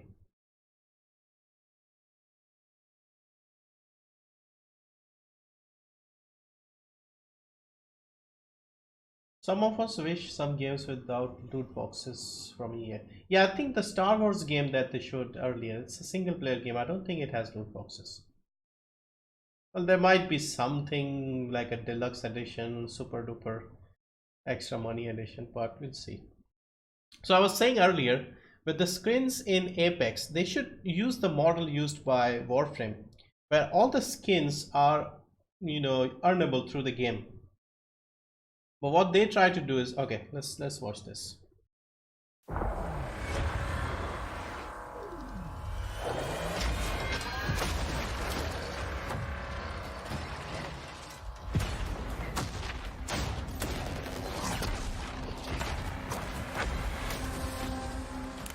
Hey guys! Hey, welcome to the Battlefield 5 show live from EA Play in Hollywood. Let's hear it! I'm Julia Hardy, and today we've got a ton of new info on some of the great updates coming to Battlefield 5 in 2019. But don't just take my word for it. My co-host, he reads all of your tweets, and I do actually mean all of them. It's a little bit creepy and weird. Battlefield Community Manager Adam Freeman, what have you got for us, Freeman? Oh, thanks, Julia. Now, I may be a member of the Battlefield team, but as you know, I'm a fan. And I know you guys are a fan too, and you're going to love what we've got to you today. So, over the next half hour, we're going to be bringing you content that's coming to you over the next few months. We've heard what you want, so today you're getting your first look at a ton of new multiplayer maps, features we know you've been screaming out for, and the arrival of a new theatre of war that's coming to Battlefield 5 this fall. So, when Chapter 4 Define the Odds drops, it's bringing so much cool stuff, so let's get to it. Over to you, Julia. Thanks, Adam. That's right. Let's wait no longer and tear the plastic off our first new map, 𝒚. Let's check it out. The Battle of Greece continues. On the 𝒚 map, Allied forces are making a last stand to halt the Axis armies sweeping through the region.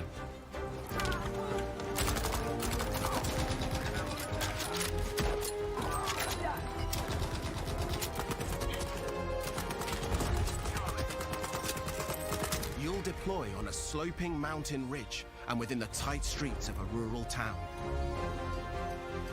The Allies control the town, but Axis troops are already on its fringes.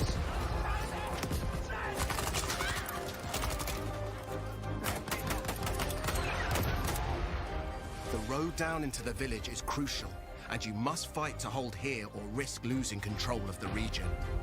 You'll always have tactical choices nearby, with a close proximity to other key locations, so keep an eye out for them. 𝒚 is an infantry-focused map, where all 4 soldier classes will be able to shine. Tanks and aircraft will stand aside for intense infantry gunfights and sneaky flanks in the cobbled streets. Hills and multi-story homes means unique vertical gameplay. Stay alert in this steep environment as the Battle of Greece rages on.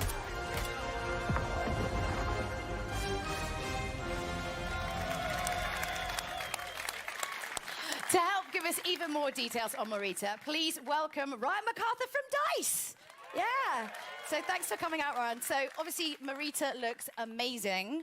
What was the map's inspiration? Well, I think the team in LA that put this together, and they built the Mercury map that everyone saw earlier this month. And so they really wanted to continue that story of the Battle of Greece, which is a bit of an unknown story, new to me as well, as you learn about this stuff. So it's really cool. It's sort of set on the Albanian-Greece border, sort of in the mountains there, where the Axis power sort of started to push into Greece during the war. And it's sort of set above the clouds in this nice little quiet, well, I guess what used to be quiet village. Before, Not anymore. Before these guys all show up. And it's quite a different experience than Mercury. And it's sort of a totally different style of gameplay that you would have seen in the game before. So what kind of gameplay are we talking about? What's happening? Well, so this is going to be a heavily infantry-focused map. So as Mr. Battlefield likes to put it, this is total creative chaos. So you're just going to see some absolute... Creative chaos, yeah. So what we get there is just head-on collisions in the middle of this map. And it's sort of what we've tried to do with all the new maps that we've created, spending a lot of time to figure out how do we make each one of them different. So when players go in and play one of these new maps, it sort of has a different feel than the ones they've played before to sort of create that different experience for them. So this one has... I guess for lack of a better way to put it, is sort of a banana shape to it. And that banana shape... Do you like that fruit? Well, I think fruit's important when you're doing game design, I think, obviously. And so the shape gives you sort of a variety of different play styles and sort of creates this sort of narrow channels for people to just run head-on into each other, which really creates that chaos that is Battlefield. But That's what we want, though. That's what we want, that kind of chaos. But most importantly, we need to know, like, we could talk all day, but when can we get our hands on it? That's what we want to know, right? Yeah, and I think the great thing for this is coming in July as part of Chapter 4, so stay tuned. And I think some people are going to get to play it while they're here today. Ooh, lucky you. All right, Freeman, who's we've stuck up there for no other reason than, well, my own entertainment, has more on Chapter 4 for you. Over to you, Freeman. I'm up here PTFOing. I don't know what you're giving out to me, Julia. Listen, we have more maps. So let's deliver a brand new one to you. This is Al Sundan. It's coming in Chapter 4.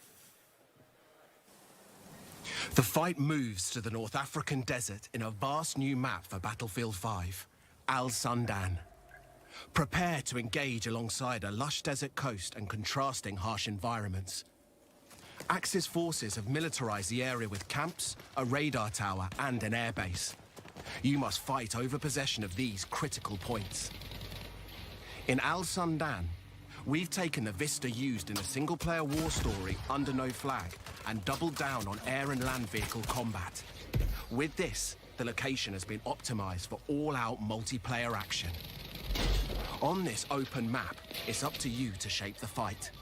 With large distances, vehicle-based team play, and battles across ranges, you'll always have plenty of choices. Make good use of this sandbox to secure the win. Utilize vehicles, mounted guns, planes, and transports. Capture the strategic airfield to dominate the sky, or engage in fast-paced infantry battles in tight interior areas. Al Sundan is classic Battlefield. We can't wait to let you play it.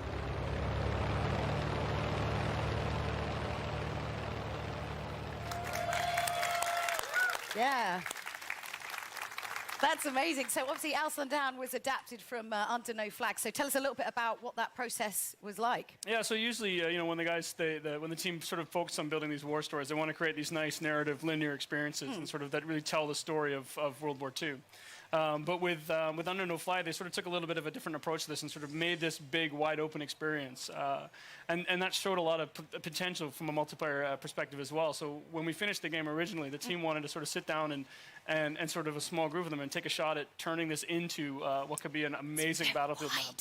It's huge. This is a really big map. This is your sort of classic Battlefield sandbox map. This is where you're going to see, tanks and planes and infantry and all of that together in sort of what is truly Battlefield. It's sort of built for that open world gameplay with, depending on no matter how you want to play, there's something there for you. Yeah, oh, definitely. And so how do I kind of, adjust my strategy? Because obviously it's such a wide map. Like, what am I doing? Well, I think if you look at it, there's room for all different playstyles. So there's 6 flags on this when you're playing Conquest, and you can see here, even if you can see from the videos here, you've got, when you go into the village, it's all about infantry play and speed and flanking through the things, and the bridge in the middle, it's all about, sort of controlling that with infantry gameplay. And I think Mr. Battlefield the other day decided to just sit there with his tank and destroy me. But it's just something that he likes to do. He's kind of mean, but he's not mean. He's super nice. But no, but most importantly, I mean, again, we could go on and on and on. We're tight for time because there's so much to get through. We've got so many announcements. When can we get our hands on Al Sundan? But so this is the first map that we're going to come in with Chapter 4. So June 27th, this is going to be available day 1, Chapter 4 for everybody. Nice, nice. Now, we've got a couple more surprises to come, but before we get into all that, let's take a look at what's coming in August towards the end of Chapter 4.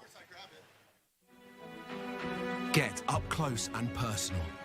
With Chapter 4 defying the odds, new and intense close-quarter maps are coming to Battlefield 5. By popular demand, we're bringing more maps to players craving tighter types of multiplayer. Specially tailored for intimate infantry combat, the new Battlefields will challenge your squad in unique ways. Teamwork, skill, and adaptation are your keys to victory.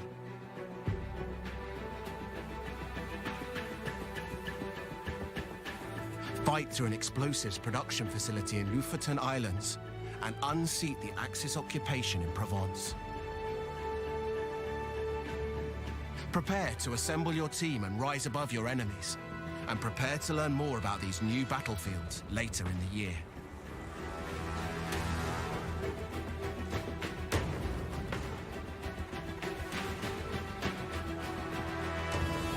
I think they could have easily reduced the time on this section. Now, to help us break down these new maps, Ryan and I are joined by Mr. Battlefield himself, Lars Gustafsson. I don't know if you made that up yourself, but... Oh, and because he asked nicely, we also let Freeman come down from his weird place up there. You're worse than my Firestorm teammates. You just leave me behind everywhere. But we can all understand why that happens. Yeah, do you want to take over this one for the start? Don't mind if I do. Yeah, go for it. Lars, these are very different then to the 2 maps we've already shown so far today. Tell us about them. They are. I mean, taking a step back, we've been closely monitoring how players engage in Tides of War, and no surprise, I mean, they love the bigger modes like Conquest. It's always been kind of a Battlefield pillar. But it's been super fun to watch how they engage with passion and dedication in the smaller modes, like Squad Conquest, for example, which really become a success. And with that in mind, then, we've, together with the DICE LA studio, they've been going at it, tailoring maps that are specially made for smaller modes. And as such, being able to give that, the close quarter feeling, the tight, what you say, the intimate combat. Intimate infantry combat. Oh, yeah, we need that on a T-shirt. Yeah. Intimate infantry. We're making that platoon when we get back. I mean, what kind of the sort of like key strategies then when you're playing close quarters on this map? As we see with these smaller game modes, I mean, the key to this is just really good team play, really good squad play. And so, sticking together and not leaving anybody behind like Mr. Freeman over here. Yeah. Unless he's But I mean, not what if you want to leave him behind, can you? Then it's acceptable. I think Because I would. It's two beautiful maps. It'd just be a spinning number plate. It would be, yeah. As you saw, Lofoten, it's serenity, beautiful Nordic countryside, but then kind of ripped open with gunfire and everything amongst villas and factory equipment. And then Provence, I plan to take my wife there, pastilles on the square. Stop destroying places you want to take your family. It's weird. I'll take Ryan. Yeah, take him instead and then go to town. But it's beautiful cobblestones, lots of good flanking routes, and it's the smaller maps really allows you to master every inch of it. So it's really about, knowing your battlefield. I mean, again, we could go on and on to talk about all of these maps, but we've got one more map to show off, and I want to make sure we have time to get through it. But first, Lars, you've brought with him some news about some kind of core gameplay updates we know that you've all been waiting for. So you're excited about this one. Lars, you know how much time I'm spending online. I am working. Just Battlefield, or let's not delve. Big community features we've announced this month. Increase the max rank, private games. Let's talk max rank. What can you tell us? Let's talk max rank. We do know, and it's been loudly made to us, our kind of awareness, that there are players out there too skilled who maxed out on rank 50 too quickly. So we've taken that to heart, and we've now taken the max rank from 50 to 500. So it's quite a leap. Yeah. And it's Battlefield 500 now. So truly a journey for our players to go on, moving forward. And it's a grind train, but what are people getting if they're on it? Yeah, what are we getting? We're all in it. We want the goodies. So to start with, already from rank 51, you will be granted company coins for every rank up. But then at every, do we call them milestone ranks, every 50th rank, you will get one shiny new rank icon to show off your skills, and also a beautiful set of dog tags. So lots of ways of showing off your mastery on your journey towards, the world domination. It's already happening. August is the time. So it's almost here. Almost here. So world domination for Lars by August. Yeah, sorry, I wondered if we were talking about world domination or when that was happening, but all right. Private games, then. The other massive thing that we know players want. What we got? Yes. I mean, another one that's our lovely community have been vocal about. And see, this is already more than enough for this section of RSP, the rented server presentation. program. We've had enough now of we're shifting over to BF5. private games. And what it means, could have the made beautiful it thing shorter. with it is Just the saying. baseline package that comes out is free for everyone that plays Battlefield 5. So a beautiful package. It's there to let you set up your servers and kind of create your experiences, whether you want to capture or, play with your friends. And Freeman, you can play with us, for sure. Thanks. You can sit with them. And obviously, you love getting all that community feedback, so hit him up, Mr. Battlefield at AOL.com, and let him know. Well, just saying, that is the thing, though. We're not finished when we're done, right? No, exactly. It's coming in, let's see. September, yeah. And at that time, we want you to dive on it, set up your servers, play it, and give us feedback. Since this is kind of just the beginning of the journey with the private games, we want to hear what did we do right and where should we shape up and take it an extra notch. So be with us and be candid. Okay, well, Lars, don't tell Ryan, but you're my favourite for this. Thank you very much for it. Do I still get to We've got more, though, Julia. We've got more. You're almost. Well, it's just going to get a bit weird and fighty up here in a minute. Well, as promised, we've got one more Battlefield map to show you. It's called Operation Underground. Lars, Ryan, talk us through what we're about to see. Yes, let's have a look. Well, this is the ultimate definition of a passion project. So 𝐒𝐚𝐲𝑚, the original designer for Operation Metro, when we finished Battlefield 5 and shipped it, he wanted to do something that he just was truly invested in. So he kind of went down and he sat down and he came back with what was Operation Underground. And when he showed it to the team, we knew we just had to make this. And I think Lars is sort of being part of that journey in the beginning. I mean, you know how much this meant to the team. Yeah, I was there when we started to build the maps for Battlefield 3. And early on, it was kind of a brainstorm. I still remember it was tons of images on the wall. We challenged the team to, where do you want to fight? Everything from subway to shopping mall to God knows everywhere. Yeah.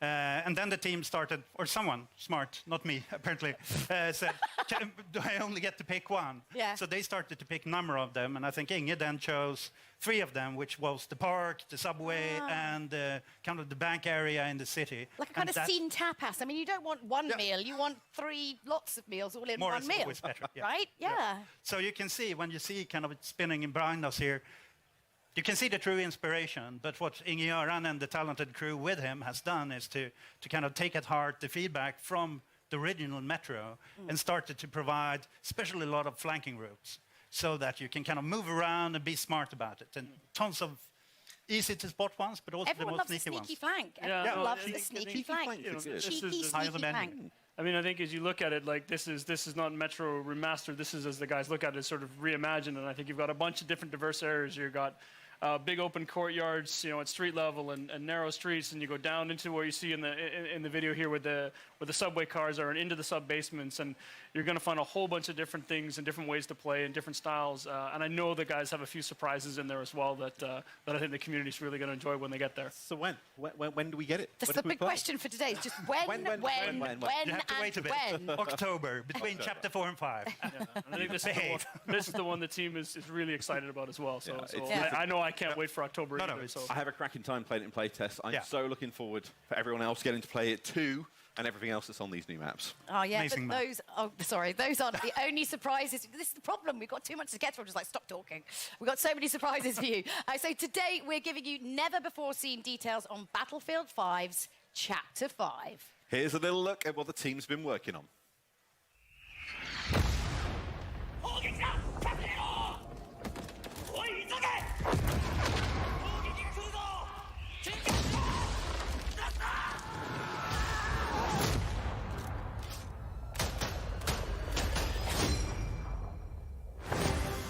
A timeless theatre of war, a new vision. Prepare to deploy to the Pacific. The team at DICE are hard at work creating an iconic World War II experience, releasing this fall with Chapter 5 of Battlefield 5. As the US and Japan enter the fight, you'll clash across several battlefields, including a modern take on an absolute classic, Iwo Jima. Since Battlefield began, the Pacific Theatre has been part of its DNA. Now, we're crafting the ultimate reimagining of the conflict. By capturing real-life environments and using the power of Frostbite, we're bringing you the Pacific realized with today's capabilities and technology. Take part in the US invasions as their unstoppable forces charge inland towards unwavering Japanese defenses. Use new amphibious units to pummel the war-ridden shores, and an expanded arsenal to bring your squad to victory.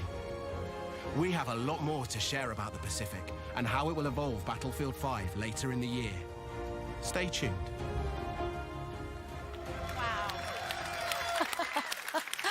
Okay, most importantly, you went on like a bunch of like research trips. Like, let's find out more about that. Oh, let's set the net one in Tahiti. Yeah. No, sorry. It's hard work. I know it's amazing how many people are willing to make that extra effort to go to Hawaii in January in Stockholm.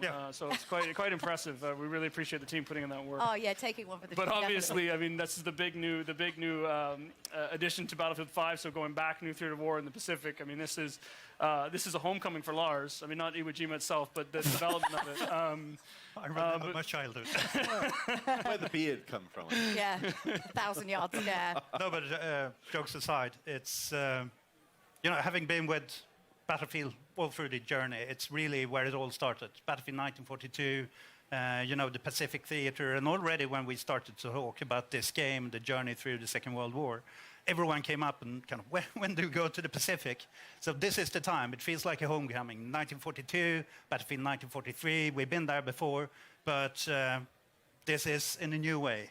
And I think the great thing, I mean, we hear a lot from the community, and I know, we have these discussions. You've got, where are my U.S. forces? Where's my Japanese army? And, get to sit here in L.A. today and tell everybody that It's coming, Chapter 5, you're going to get those things. You're going to see some familiar places like Iwo Jima. We've got 2 other maps coming with that, so 3 maps coming with the initial package of the Pacific in Chapter 5. Some ones I think people are going to be really happy with what they're going to see. And I just say in some of that, as you can hear from the ping in the trailer, some iconic weapons and things as well. My grand, it's coming, right? Yes. We're living for the ping, so I mean, we wouldn't go to Iwo Jima without kind of the weaponry and the hardware. So bringing tons of iconic weapons, gadgets, and also, after all, it's Battlefield. So, of course, there will be a new set of vehicles.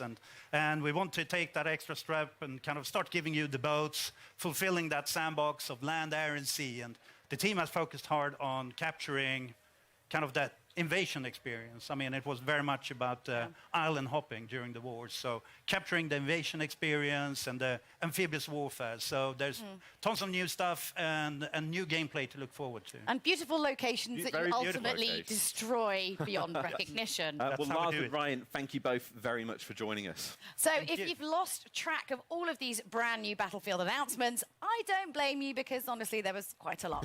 So do you want to give us a little bit of a recap there, Freeman? I'll leave that on your capable shoulders. Okay, I'm back at the balcony if they... Yeah, go on, get up there. Right, okay. Okay, we've got a load more multiplayer maps then coming in 2019. That starts with 𝐿/𝐸 on June 27th, followed by 𝑀erita in July. We're bringing a brand new theatre of war to Battlefield 5, the Pacific. That's releasing this fall. We're also bringing features we've heard the community ask for, an increase in max rank from 50 to 500, and private games. Also, one final announcement. Starting today, you can play Battlefield 5 in the EA and Origin Access Vault, and through EA Access on PlayStation 4 when it launches next month. Is that everything? I think that pretty much covers it. I guess you can probably stay down here with on the adults table, whatever. Cheers, everyone. Thanks. That's the Battlefield show. Yeah, I'm Julia Hardy. And I'm Freeman. And if you're in the Los Angeles area, be sure to come and visit us in person at EA Play. Goodbye.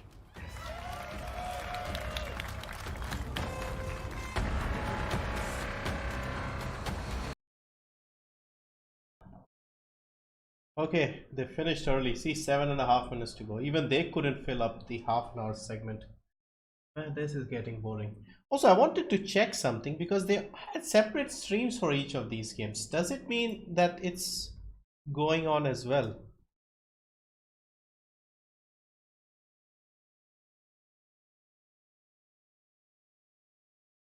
Man, we should have watched this instead because they had like a full hour stream for this thing. Was it? No, it seems... No, it's the same thing. Yeah, same thing. Bloody hell, look at the chat here.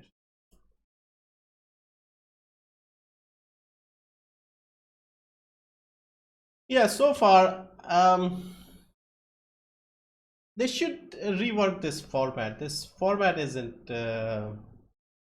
suitable for streaming, in my opinion. Like the Xbox conference, that is actually much better. You have a big audience, you show off a few things, you just roll out all the trailers, you select a few games and then focus on them a bit more. But they could have easily cut down a lot of time on this thing. Instead of like the 2-3, oh, he's back. Of war. I guess that's also they're going on vacation with everybody. That's what they're doing. That's what I call a Battlefield show, everybody. For those of you just tuning in, I'm Greg Miller. Apparently people don't like me on Twitter, and I'm coming to you live from EA Play, where fans are getting hands-on with some amazing new content. If you're in LA and you're not at EA Play, what are you doing? E3 starts tomorrow. You have nothing to do today. It's free. Just come on by. It's great. And for the rest of you, make sure you keep it here because real soon we've got Alex Golden Boy Mendez breaking down FIFA 20. But right now, we're shifting gears to another DICE game. This one from a long time ago in a galaxy far, far away. That's right, we're about to talk Star Wars Battlefront 2. And here to give us an exciting update from the Star Wars Battlefront team is Dennis Brandville. Dennis, how you doing? Hello there. Hello. Oh, they love you, Dennis. They love you. Here's what I need you to do, Dennis. Give me the Battlefront journey from last EA Play to here. You guys have learned a lot. Sure, yeah. So last year we announced that we'll be going into the Clone Wars. Yep. Then we delivered the new heroes and villains that our players really enjoyed. And then finally, we wrapped it up with delivering a new way to play PvP with capital supremacy. It's a mode where you capture command posts and take out capital ships. And our community is really happy. It's growing every month. Yeah, that's what you were telling me yesterday during rehearsals, right? Is the fact that the community is getting bigger, right? They're responding to the changes and you're listening to them. Yeah. No, this is the perfect time to join. It's, you know, like our subreddit is full of love, and it's just a joy to be working for them. So you've already announced some new stuff this week. What is it? Yeah, so yesterday we announced to the core community that we'll be delivering for this month. Capital Supremacy is coming to the planet of Naboo, the city of Theed, so urban combat is finally getting to be experienced in that mode, and we're also introducing 2 new reinforcements, the Separatist Droideka, which we've been teasing for a long while, so happy to finally have that one coming. And to combat that, for the Republic, we're introducing a new vehicle, the TX-130 tank, to finally bring the fight to the Separatist Alliance. Bring balance, right? Bring balance, for sure. You also announced some new skins. What are those? Yeah, so new appearances are coming. A couple of new clone battalions, and headlined by the General Skywalker appearance for Anakin, the famous outfit that he wore during the early days of the Clone Wars in the TV show. And that's my thing, Dennis. You talk about last EA Play starting to bring in more Clone Wars stuff. Right now, you're a year later, Still here. more Clone Wars. Why do you think people have such an attachment to Clone Wars? Part of it is nostalgia, like we all grew up watching it, but I think it's also because how the TV show really just enhanced and continue to explore more lore and let the personalities of the prequel heroes and characters really shine. Okay. What to you is the future of Star Wars Battlefront 2? So we also announced that the next planet that we're going to, it's another Clone Wars planet. It's the alien planet of Felucia. And so we're bringing that to life in the Frostbite engine. It's going to look pretty fantastic. And we also, that planet will be supportive of capital supremacy and new ways to play the game, in particular if you want the epic Star Wars battles of Battlefront, but more tailored towards a PvE experience. So, and then again, this nostalgia, it's nice. Clone Wars, great, we grew up on it. What about the new hotness? Are you bringing any of the new trilogy stuff? Are we going anywhere? What's happening? Tell me, just spoil it right here, EA Play 2019. So we consider Battlefront to be the greatest hits of Star Wars, where you get to play the most iconic heroes and villains and characters from all the Star Wars films. And we'll be back in August. To talk more about the rest of the year. If he, no, this is EA Play right now. If he doesn't want to talk about right now, I can punch in Zoom or something, all right? Thank you, Dennis. Thank you. Now it's time to talk about competition of a different kind, ladies and gentlemen. Are you enjoying EA Play, everyone here? Well, it wouldn't be EA Play if we didn't get into a few different things. Alex Golden Boy Mendez is going to be hitting the football pitch with FIFA 20, and we'll be digging into that reveal trailer that dropped this morning with some very special guests that will tell you more about the newest way to play FIFA, Volta Football.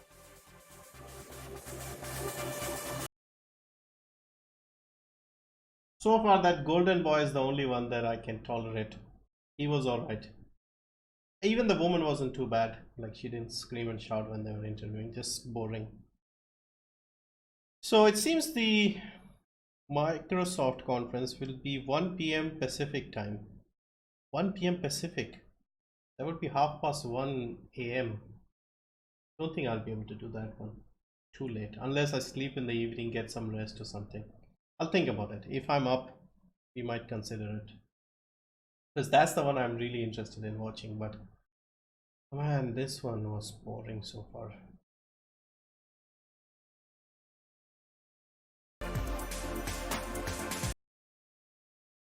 This game's trailer was got here better than Witcher 3 Oriana trailer. Which game?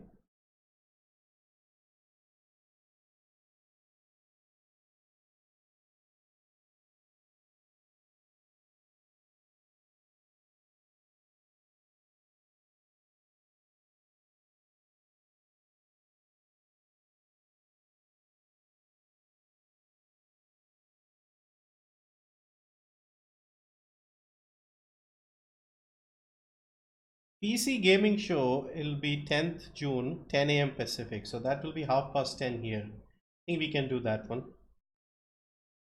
Ubisoft is 1 p.m. So again, we won't be able to do that. Unless I'm not sleeping. Square Enix Monday, 12 p.m. Pacific. Again, too late. Nintendo, 9 a.m. Pacific.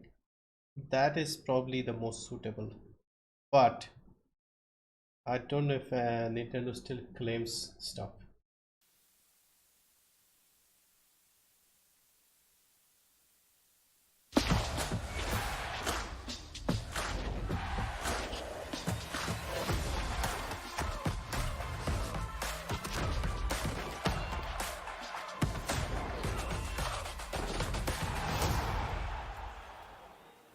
What's going on, FIFA fans? I'm Golden Boy coming to you live from the Volta pitch here at EA Play. Now, I had a blast actually hosting a FIFA Ultimate Team Champions Cup a few weeks back, but that was FIFA 19.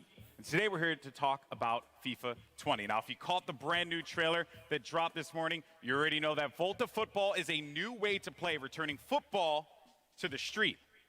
FIFA to the streets. You like that? All right, now, for those of you who missed it, let's take a look. Hit me a pass. Ha. Nice.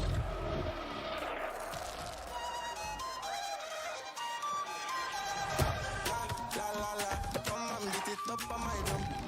La la la la. Let me give you something for bite on. In the air.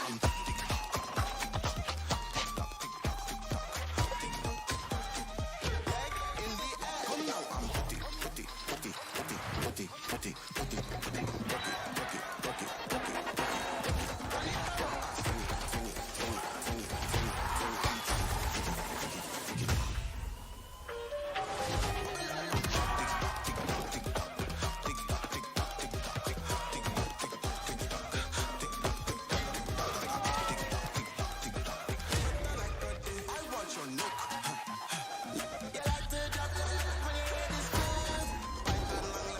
Something for bite on.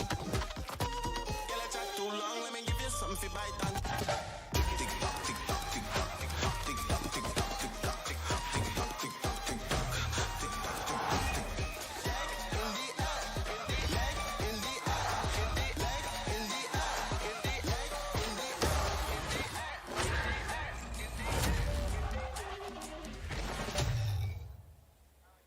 Now, in a bit, I'm going to be chatting with Sam Rivera, the lead producer at FIFA 20, about some of the new gameplay features that are going to be coming to FIFA 20. But first, we go across the pond. Last week, singer-songwriter and Fulham footballer Chelsea Grimes caught up with some special guests to give us the details on Volta football and the culture that inspired it. Check it out.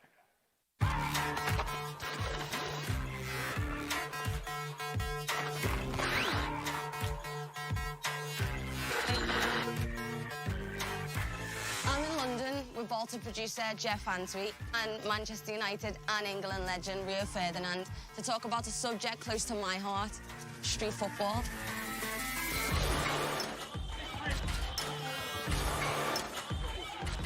Okay, so Rio, we're here in London, your hometown. Cage football, street football. What was your memories and experiences growing up? Did you play a lot of it? No, this was where I grew up. This is exactly what I've done day in, day out. In there, the ball never goes out of play. Physically, it's demanding. You're forced to almost have a personality and show a personality in there. Do you know what I mean?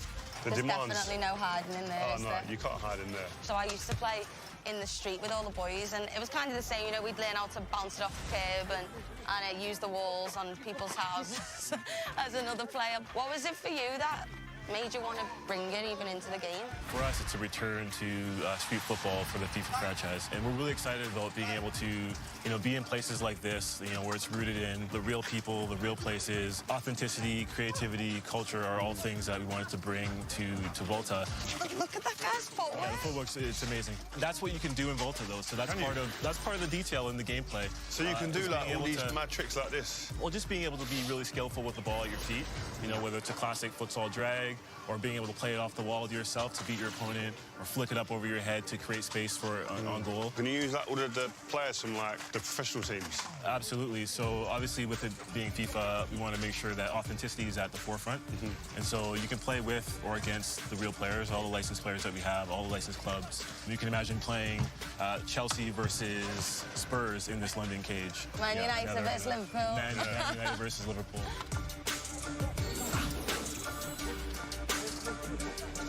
It's physical and technical, it's mad. I've played on loads of different places. Where is there to play on the game? So obviously with Volta, it's the world's game, and there's so many locations that you can play with, from a rooftop in Tokyo to a London cage like this, or even an underpass in Amsterdam. So, we want to make sure that what we're building is, you know, real to the space, real to the people. Well, where's the craziest place you play football? I was actually in a camp in LA, and I played a bit of soccer there, which I've never played it there before. The pitches are a lot nicer than when I grew up playing in Liverpool. What about you, Rio? Maybe in a favela in Brazil. I went to the World Cup in Brazil. My first one I did as a pundit. I managed to go into the favelas and have a little look. It was crazy, man. And amongst that was just like a pitch in the middle of it, in a cage. A bit like here, but it's just different setting. Right. What type of football were you playing? We played whoever was there. So you just play with the numbers you've got. If there was 3v3, fine. If it was 5-a-sides, not a problem. So what's great is that's Volta. Being able to play 3v3, 4v4, 5v5, playing with goalkeepers, playing without goalkeepers, you know, playing in a cage like this, or playing futsal, you know, with more authentic rules. I think Volta does a really good job of representing the diversity of the game, not only the people, but also in the game style. You can treat the wall like your teammate, passing to yourself, or you can be really skillful with the ball, like, you know, like these guys are being.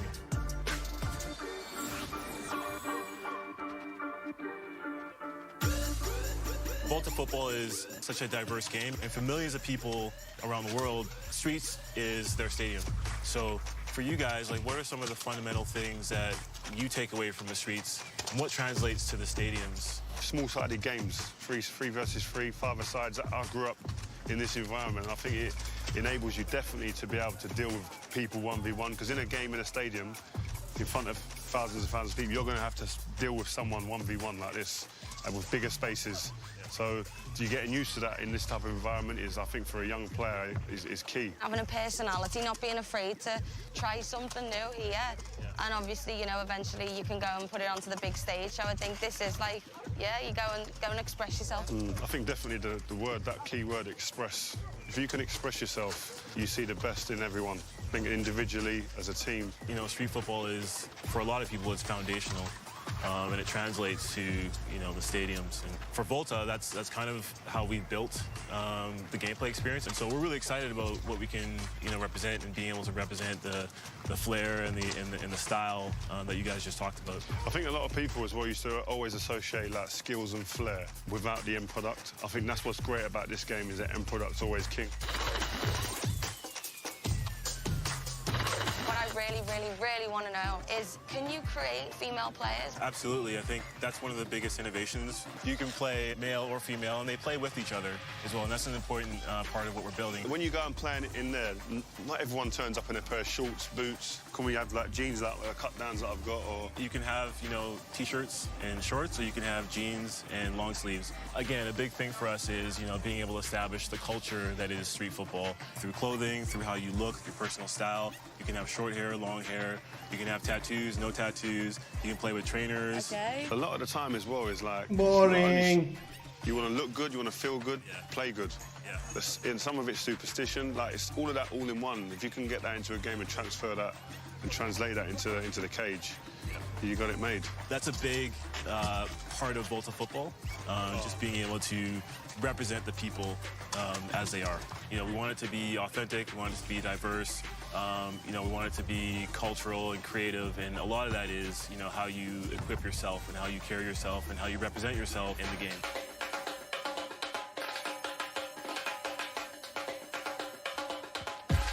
Jeff, thank you so much. Rio, it's been a pleasure. I can't wait to play Volta, so I'll see you in the cage.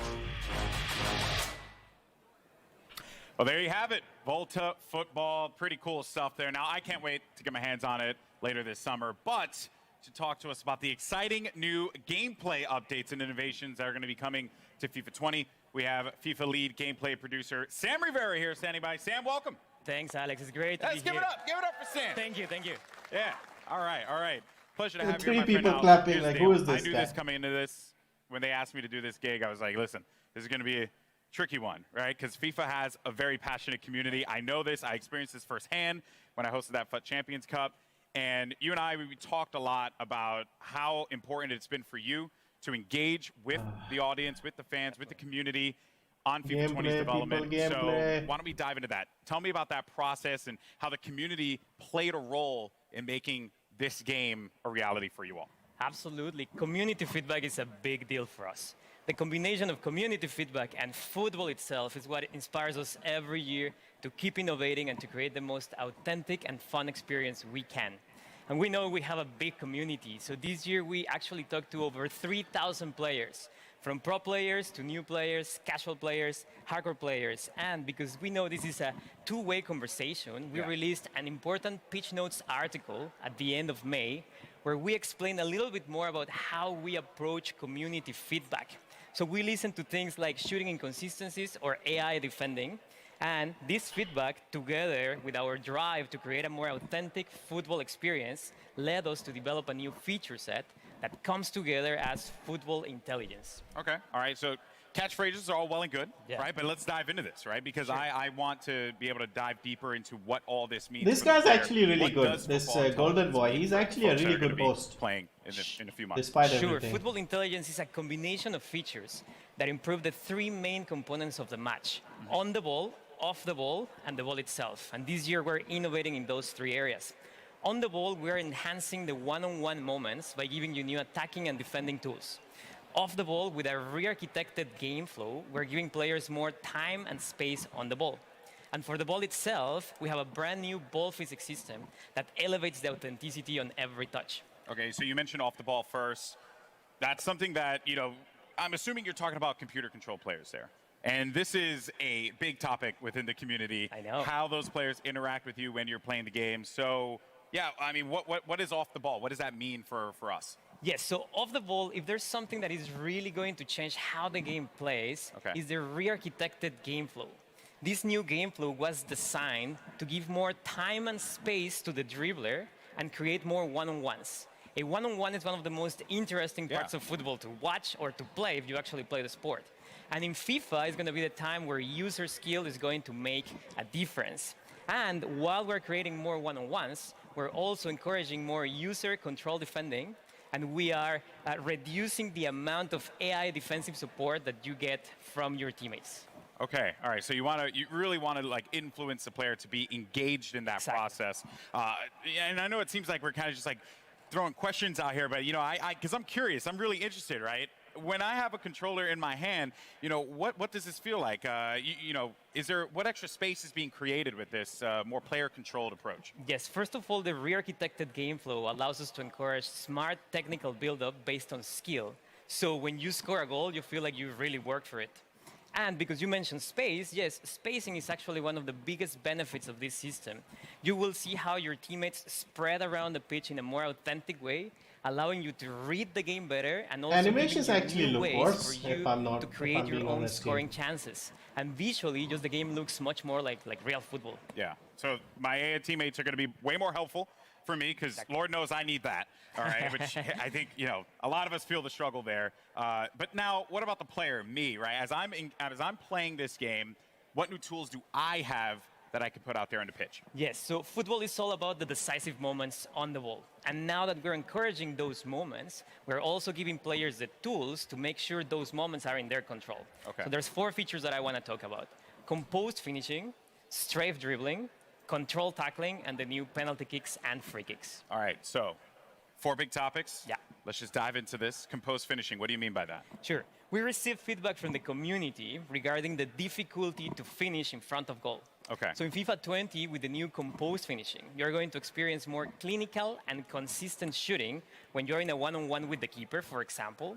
And if you try a more difficult shot, let's say a volley from outside of the box, then you're going to have more chances to miss. So overall, we are improving the fundamentals of shooting to provide a more authentic experience. And we also listen to feedback about time finishing. And we are very confident that the changes that I just mentioned to the fundamentals of shooting, in addition to some tweaks that we're doing to the actual time finishing mechanic, are going to give you a more satisfying shooting experience, whether you time your shot or not. We are actually just releasing another pitch notes article about this topic. If you want to know more information, you can check it online. Okay, so a whole topic just on this alone, which is very dedicated there. Now, you also mentioned another attacking tool, which was strafe dribbling. Yeah. So how is this now going to play a role in how I play out there? Good question. So we are reinventing the strafe dribbling mechanic. Okay. This tool adds more dimension in attack, giving you more control, Strafe more dribbling. precise and agile control of the ball when dribbling. And I would say this tool is great to lure your opponent in, and then when he's getting closer, use your player's agility, speed, and skill to beat that defender. So if it wasn't any indication, though, you know, I'm going to be on defense quite a bit. So we'll see. Because of that, as a defender now, we're continuing to just run through these tools, these new gameplay additions that are coming to it. What about on the defensive front? Yes, to counter the attacking tools, we also need to bring some innovation into defending. The new control tackling system, which uses the sophistication from the active touch system from last year, is going to improve your player's tackling ability to ensure you win possession back more often than ever when you tackle in the right context. Okay, and then the most intense, nerve-wracking moment in any game of FIFA, me and my boy Rob, we went, this is an everyday thing for us. Penalty kicks. Yes. What changes are you making to penalty kicks? We have brand new penalty kicks and free kick systems. Okay. So first of all, the aiming mechanics are completely different and more accessible. But obviously, we're keeping some elements of skill in there to make sure there's enough depth in the mechanics for those that want to be masters on those systems. And for example, in free kicks, you're going to have full control of the spin that you apply to the ball.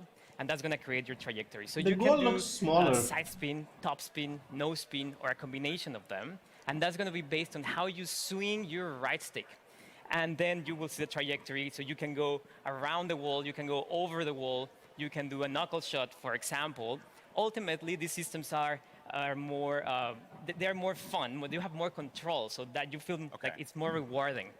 And you swing your right stick, and then you see the trajectory being created, and that's the cool part. So, you know, for like us FPS gamers out there, maybe that's something that I can actually be good at, you know, like exactly hit with the right stick. That's awesome. All right, so on the ball, talked off the ball, but the ball. That is the most essential part of the beautiful game. So what's new with the ball? We have a brand new ball physics system. And the ball is at the center of every match. And the innovation that we're bringing to the ball this year just gives you a more authentic experience in general. Yeah. So we rewrote how the ball behaves on every player contact, on every bounce, on every interaction, and how spin affects the trajectory of a shot, pass, or cross.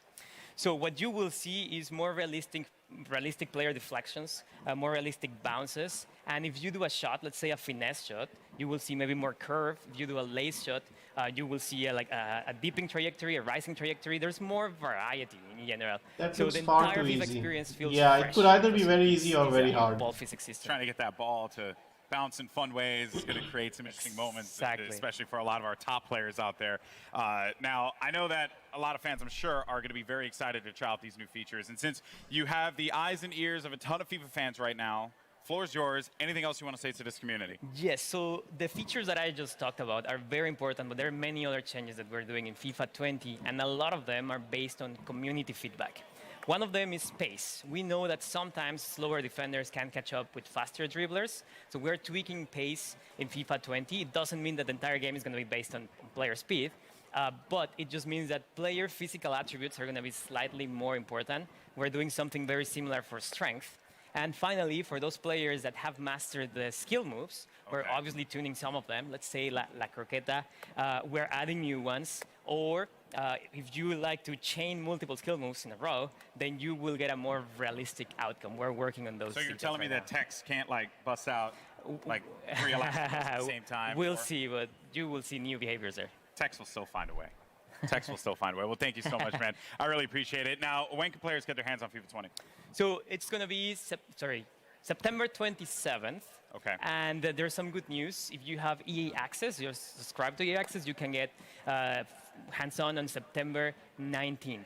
Wow. Okay. And then, of course, you know, EA Access coming to PS4. Exactly. That's good news. So PS4 fans will also be able to play FIFA September 19th. All right. Look at that there. And, of course, all those details can be found online, so don't forget about that. It is a hot day out here. We've been talking FIFA. I've been having a blast. And Sam, thank you so much, man. Guys, give it up for Sam Rivera once again. Thank you. Thank you. Awesome stuff. Now, don't forget, if you're in LA, come down to EA Play, try out FIFA 20 for yourself, or come watch some great street football competition at our custom Volta pitch. Keep an eye out because the FIFA team has a lot more to come between now and September. They'll be posting deep dives on the Pitch Notes platform. You get more info on gameplay, career mode, pro clubs, Volta, and because we all know you want to talk about it, FIFA Ultimate Team. So keep an eye out for those. I'm Golden Boy. Thank you so much for watching. See you later.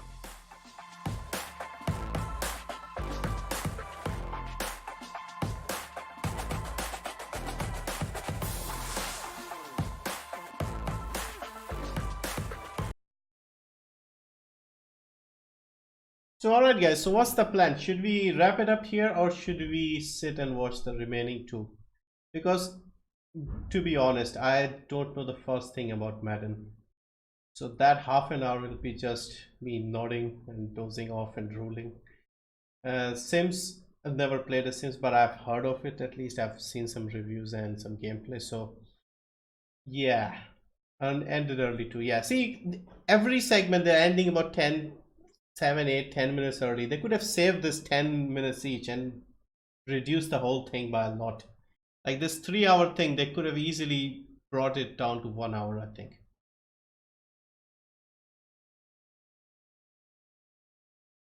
So yeah, I'm not sure what else we can expect from here. Madden and Sims. We could save our time and just wrap it up. How was the Fallen Order conference? It was okay. The game didn't look too great. It felt similar to Titanfall and had some, you can say, parkour elements as well. It wasn't too bad. I guess it might be okay. And Apex Legends was interesting. They are revealing a new character and a few more things. So that was the only one I was interested in.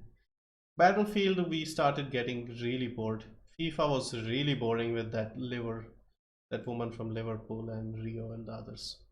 That was boring. And yeah, FIFA was quite boring. Battlefield was a bit boring. Yeah.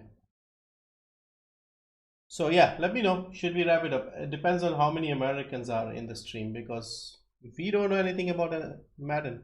Indian guy. Boy, we'll be talking with Daily Show host and superfan Trevor Noah about the exciting things we just saw. Do you think it's weird that Golden Boy gets to talk to Trevor Noah and not me?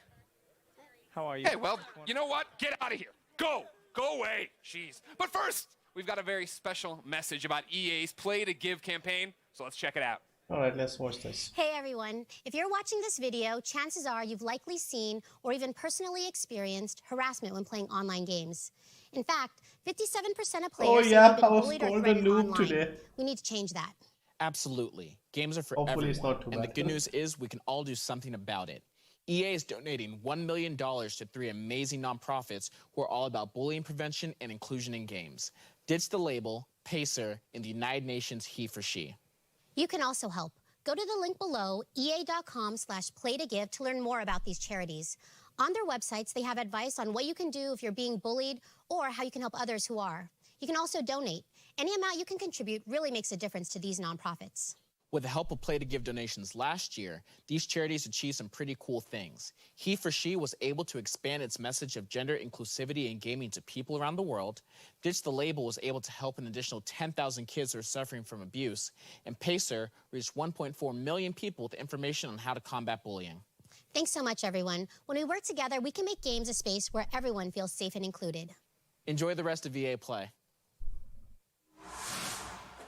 Okay, that was a nice short message. Happy with that. How are they going to stop online bullying by doing that? Anyway, at least they're doing something. Hey, what's going on, everybody? Golden Boy here at EA Play once again. And just so you know, it's always good to give back to a great cause. You can find out more info about Play to Give online. Now, everybody, donate to a real welcome charity. to the Yeah, EA Play I agree. stage, Yeah. the host of The Daily Show, FIFA superfan, Trevor Noah. Thank you for having me. Thank you so much for coming out, man. Are you kidding? And, you know, when they told me about this, so Greg obviously very salty he didn't get to do this interview. Haha. Stuck it, Greg. So I understand you are a massive fan of FIFA. Well, I'm not a FIFA fan. FIFA is my full-time job, and then I do other things to sustain the habits. That's Okay. pretty much me. Interesting. Yeah, It's when like you you're on TV when you like really every play day. FIFA, you don't say that you're a fan. That's Yeah. just what you do. That's fair. Like Raheem Sterling is not a fan of Manchester City. He plays for the team. I play FIFA professionally. That's what I do. Okay. Yeah, that's my job. Okay, fair enough. Fair enough. It's kind of crazy for a guy who hosts a show called The Daily Show that you play FIFA on The Daily, and yet you have to work, and yet that's not your full-time Well, luckily job. there's nights. There's nighttime as well. You gotta allocate your time properly. Okay, that's what you interesting. do. Trevor Noah time doesn't sleep. management. Yeah, that is confirmed. All right, so who's your favorite team again? Who's my favorite team? My team. Who's your That's what Ultimate Team is all about. Oh, really? Yeah. Okay, really? Come on. Really? That's where you're going to go? Why am I going to go and support one team when I can create the best team ever? You know? Okay, I feel like you just don't want to draw any battle lines. Oh, here. no. When it comes to the English Premier League, I'm Liverpool through and through. You know, I'm excited for what they did. Yeah, pain in Kiev, joy now. And then, you know, when it comes to Europe, I switch and I play with different teams, you know, because I get to enjoy just the players. But in the game, my team is the team. Okay, so then who's like your big player on your team, on your ultimate team? It depends. It changes depending on what card comes out. So for me right now, 𝒚 Gomez, small little man, does major things. One of my favorite players in the game. I know this is a weird one. Right back, Almeida, one of my favorite players. Just like, I like playing with weird characters that no one else is playing with. Because everyone out there is going to be playing with like 92 Vieira. Everyone's going to be trying to play with 𝐿𝐻𝐿𝐻 in the middle. And it's just like, who can you play with? Alan, Napoli, one of the best players you can play with in FIFA. Mark my words. Go and get him. Go get him. Yeah. Yeah. You just got to get like the weird players that no one else likes. And then like when you meet them with your team, they don't know who the players are. They don't know how they play. And that's what makes FIFA such an amazing game for me, is the customization. Dude, I tell you right now, blown away and very impressed. By the way, Trevor Noah, man, just dropping the knowledge out thank here. you, man. Thank you. Trevor, I know this was a brief one, but I want to thank you so much for coming out to EA Play, my friend. Much, it's been man. a blast. I'm excited, man. And, you know, FIFA 20 is playable here, and we have to have a match. I think you and we have to have a match. Well, we won't have a match. I will school you. Okay. There won't be a match. Okay. Yeah. We can play together, and then I will teach you FIFA. I kind of set myself up for that one. All right, well, Greg, back to you, buddy. In a moment, Adam Rank is taking us on a deep dive on all kinds of new features coming to Madden 20. But first, power up your exosuits, freelancers, because we're talking Anthem. And to help me get the 411, I'm joined by Anthem live service lead producer, Ben Irving. Hey, Ben. Hey, man. Thanks for having me. Thank you for coming. I can't believe you're really here. The subreddit flipped out. I flipped out on Kind of Funny Games Daily. No Anthem at EA Play. What's happening? Of course we're going to come to EA Play. We've got a booth out there with lots of fans coming through to play it. But really the big thing for us this year is working with our influencers and game changers. Sure. We have our new update called the Cataclysm on our public test server. And our time here this weekend is really about talking to them, getting feedback from all our players so we can make that a great game update. All right, good. You got the marketing spiel out of the way, Ben. Talk to me. It's been a interesting 4 months for Anthem. It's been an interesting 4 months. What have you guys learned? What are you pivoting? What's happening? Yeah, look, it's been a wild ride. You know, we've learned a lot of lessons over the last 4 months. I think one of the most important ones was just around listening to player feedback better. Sure. And so we spent some time really trying to get this PTS game update out, making sure instead of us saying to players, hey, this is what we think is really exciting, just give them the game update and say, you come and tell us, what are the things that you do like and the things that you don't like? Well, and really trying to pivot more into that so that we can learn more from what the players want. That's what I found so fascinating when we were talking earlier, right? Is the fact that the public test server is there for people to get in, and you guys don't want to be like telling people what's cool. You want to start building this game with them. Yeah, because you know, it doesn't matter what we think, it only matters what the players think. They're the ones playing the game, so if they love it, great. And if they don't, they'll tell us the feedback and we'll do our best to address it. So everybody can get into the public test server right now? Yeah, it's available on PC right now. If you have access to Anthem, you can download the game and play it. If you happen to be somewhere near the venue, feel free to come on in. You can play it with us as well. And we're just, like I said, really looking forward to getting all that feedback and trying to make it a really great game update. So from there, what is the future of Anthem? And is there a future of Anthem? That's a question I see a lot. Yes, there's a future for Anthem. A very bright future, we hope. Look, it's kind of the same thing. You know, we've learned a lot this last few months. We really want to make the game better. We believe Anthem can be a really amazing game. We know we have some work to do, and we just want to work with the community to build it together and make it the game that everyone wants it to be. All right. Well, thank you, Ben. Get back to work. A hug for Hey, Ben, how are you doing? Oh, my God. I threatened a hug. You did. Well, you didn't get a good one. Get in here. All right. For those of you here at EA Play and those of you at home, you can get your hands on Cataclysm right now. What the hell so was join that? me and get back in the fight, freelancers. Now, everyone get excited because up next we have Adam Rank bringing you an exclusive first look at Madden gameplay with deep dives into the new X Factor abilities, face of the franchise, and more. So keep it here at EA Play. That Anthem guy looked super depressed. Like, seriously, he needs help. Okay, so yeah, should we end it here? Because Madden. I mean, we can barely watch the stuff that we know about, and I don't know how bad Madden would be. Dead inside. Yeah, the Anthem guy really looked sad. Okay. Yeah, I think let's okay, what have we got here? Is it already midnight? Okay, let's watch the trailer and then we'll decide.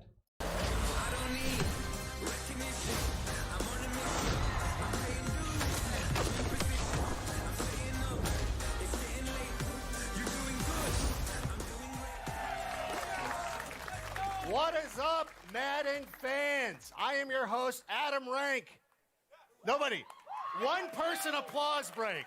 I wanted a bigger pop than Trevor Noah, but that's okay. I'm still stoked to be here live from EA Play here in Los Angeles. Now, back at the NFL Draft, we revealed a ton of new features coming to Madden 20. Since And our then, we've been pin. asking what All you, right, the yeah, fans, let's want wrap to it see. Well, up. guess what? We've heard those. Sorry if there are any Americans, but I have no clue how Madden works. So yeah, let's finish this. This was painful, if I'm honest. Overall, boring as hell. Hang on, I need to have my stream open. I want to end it. Yeah, overall, Apex looks interesting. We could try the Star Wars game, I suppose, when it comes out. And besides that,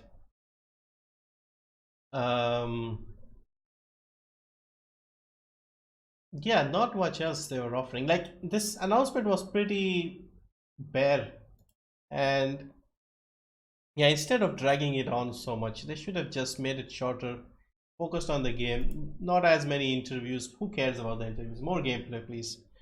And it would have been just better overall. Yeah, they need to rework the format. Also, it did not look like there were many people in attendance.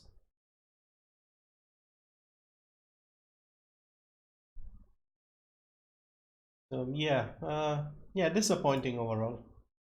Yeah, I was interested in Apex. That was fine. Most of the stuff was already leaked, so we did not really get a good.